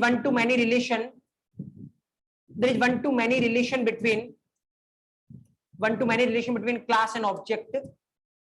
There is one to many relation between class and object. That means one class can have multiple objects. One class can have multiple objects. There is one to many relation between class and object. That means one class can have multiple objects. One class can have multiple objects. Number 5th, there is one to many relation between object and reference variable. One to many relation between object and reference variable. Object and reference variable. That means one object can have multiple reference variable. One object can have multiple reference variables. There is one to many relation between object and reference variable. That means one object can have multiple reference variables. Okay देखो एक बात का ध्यान रखना है यहाँ पे, ये टोटल पॉइंट कितने हो गए 5, तो मुझे लगता है आपको उसको पॉइंट फॉर्म में याद रखना है. आपको जस्ट लास्ट में जाके आप एग्जांपल लिख लीजिए और बस खाली आपको याद ये एग्जांपल ही रखना है और सारे पॉइंट वहीं से निकल के आए. एक भी पॉइंट मैंने को नया लिखा नहीं यहाँ पे, राइट. तो एग्जांपल में आप लिखिए लेट्स से मेन्यू कार्ड, इसको आप क्लास की कैटेगरी में डाल दीजिए, ये क्लास है आपका, राइट. और जैसे मान लो कोई भी model XYZ model TV whatever, that is object, and जो भी इसका रिमोट है वो आपका रेफरेंस वेरिएबल है. अब अगर आपको ये पॉइंट पता है, ये 3 चीजें बस खाली आपको याद रखनी है, तो आप ऑटोमेटिक सारे जो 5 पॉइंट अपन ने अभी लिखे वो आप फिगर आउट कर सकते हो.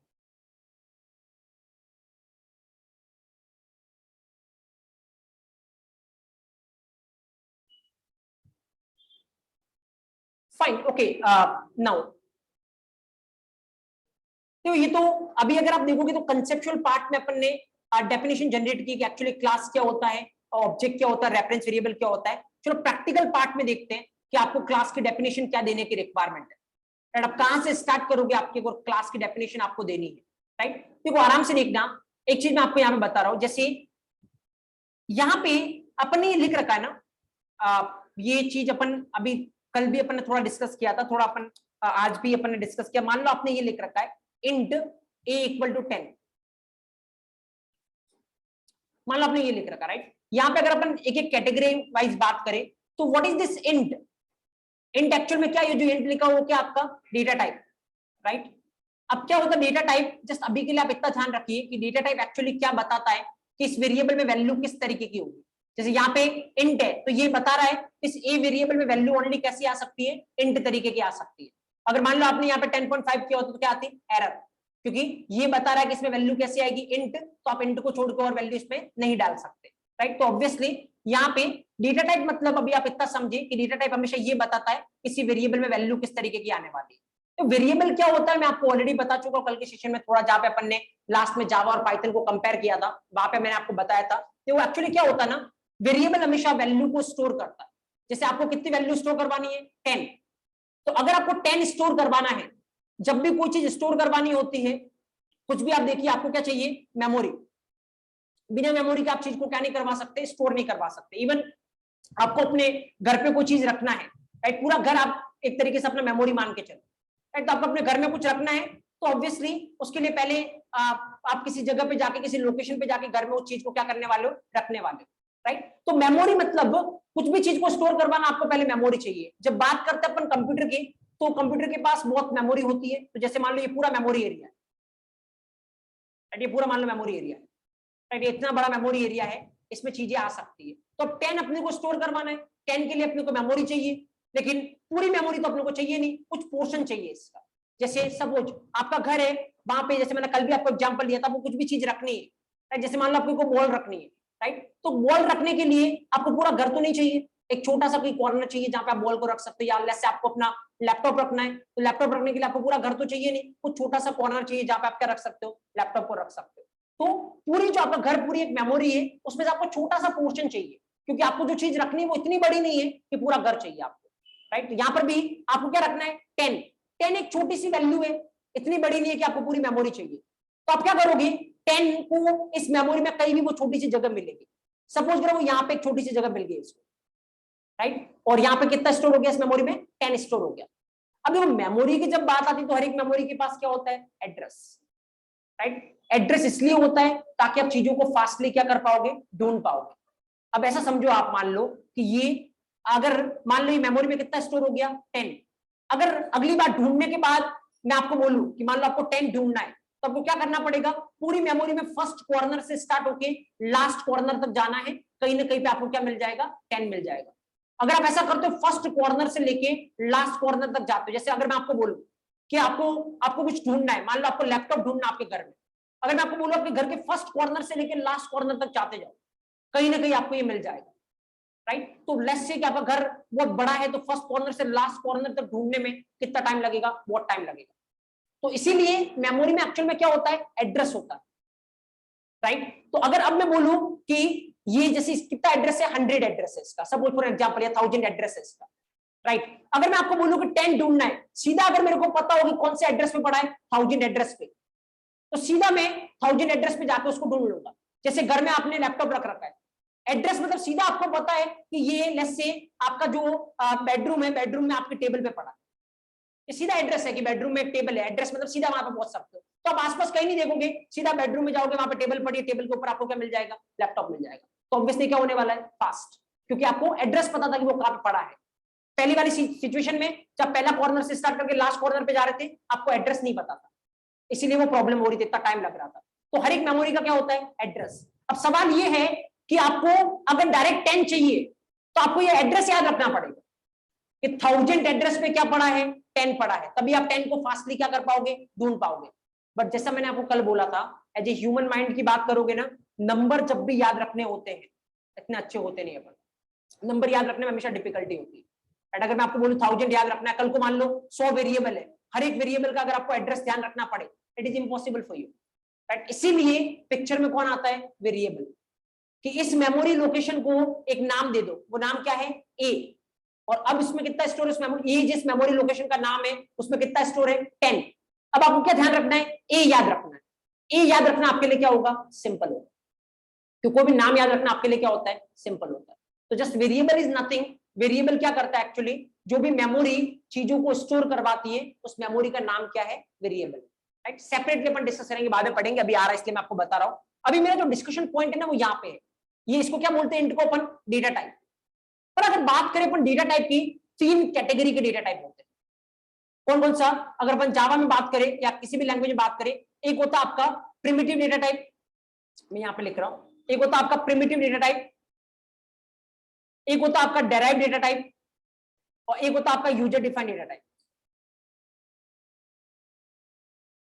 फाइन, अब देखो, अभी जो ये आपने लिख रखा है ना, ये कौन सा डेटा टाइप है, आपका प्रिमिटिव। मेरे को कैसे पता चला ये प्रिमिटिव डेटा टाइप है, मैं आपको बताऊंगा। बट देन एक्चुअली मैं ये क्यों बता रहा हूं यहाँ पे, क्योंकि मेरे को आपको क्लास की प्रैक्टिकल डेफिनेशन बतानी, और प्रैक्टिकल डेफिनेशन ये होती है कि क्लास एक्चुअल में क्या होता है, यूजर डिफाइंड डेटा टाइप। लेकिन अब सवाल ये है कि क्यों होता है class user defined data type. इसके लिए पहले आपको ये समझना पड़ेगा प्रिमिटिव क्या है और इसमें क्या दिक्कत है, क्योंकि अगर इसमें दिक्कत नहीं होती तो फिर डेराइव्ड आने का कोई सेंस नहीं है। तो ऑब्वियसली प्रिमिटिव है, प्रिमिटिव में कुछ ना कुछ प्रॉब्लम है, कुछ काम है जो आप प्रिमिटिव के थ्रू नहीं कर सकते, या उसमें दिक्कत आती है आपको, तो फिर आप किसके पास जाओगे, डेराइव के पास।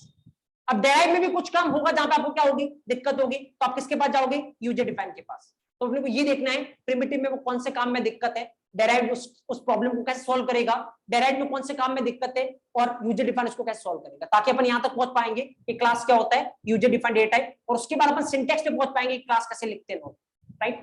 तो मुझे लगता है अभी अपने पास इतना टाइम है नहीं, अपन इसको एक ही फ्लो में कवर करेंगे। तो अपन इसको कवर करते कल के सेशन में, जहां पे अपन यहाँ से स्टार्ट करेंगे, प्रिमिटिव क्या होता है, डायरेक्ट क्या होता है, यूजर डिफाइंड क्या होता है, और फिर हम प्रैक्टिकली देखेंगे क्लास का फ्लो क्या चलता है, ऑब्जेक्ट का क्या चलता है, रेफरेंस वेरिएबल का क्या चलता है, right. So I think that's all for today Java session. Obviously आपको टाइमिंग पता, अगर आप पाइथन भी लेना चाहते हो ये डिसाइड करने के लिए कि वेदर आपको इसके साथ जाना चाहिए उसके साथ जाना चाहिए, अगर क्लैरिटी नहीं है तो बेटर है आप कंपेयर करिए, जैसा मैंने आपको कल बोला था। तो पाइथन का टाइमिंग आपको पता है 11:30 to 1:30 है, तो आप वेट कर सकते हो, जो ऑफलाइन है। ऑनलाइन सेम ही मीटिंग में वेट करना अगर आपको पाइथन भी अटेंड करना है तो, अदरवाइज आप लीव कर सकते हो। 11:30 से पाइथन स्टार्ट होगा, जावा वही टाइम कल भी सेम 9:30 इन द मॉर्निंग, कल अपन सेशन के साथ कंटिन्यू करेंगे। मीनवाइल किसी को कुछ भी इशू रहे आप इस नंबर पे व्हाट्सएप या कॉल कर सकते हो, जो भी आपका इशू है सॉर्टेड हो जाएगा। Okay guys, thank you for this session, have a good day guys, thank you.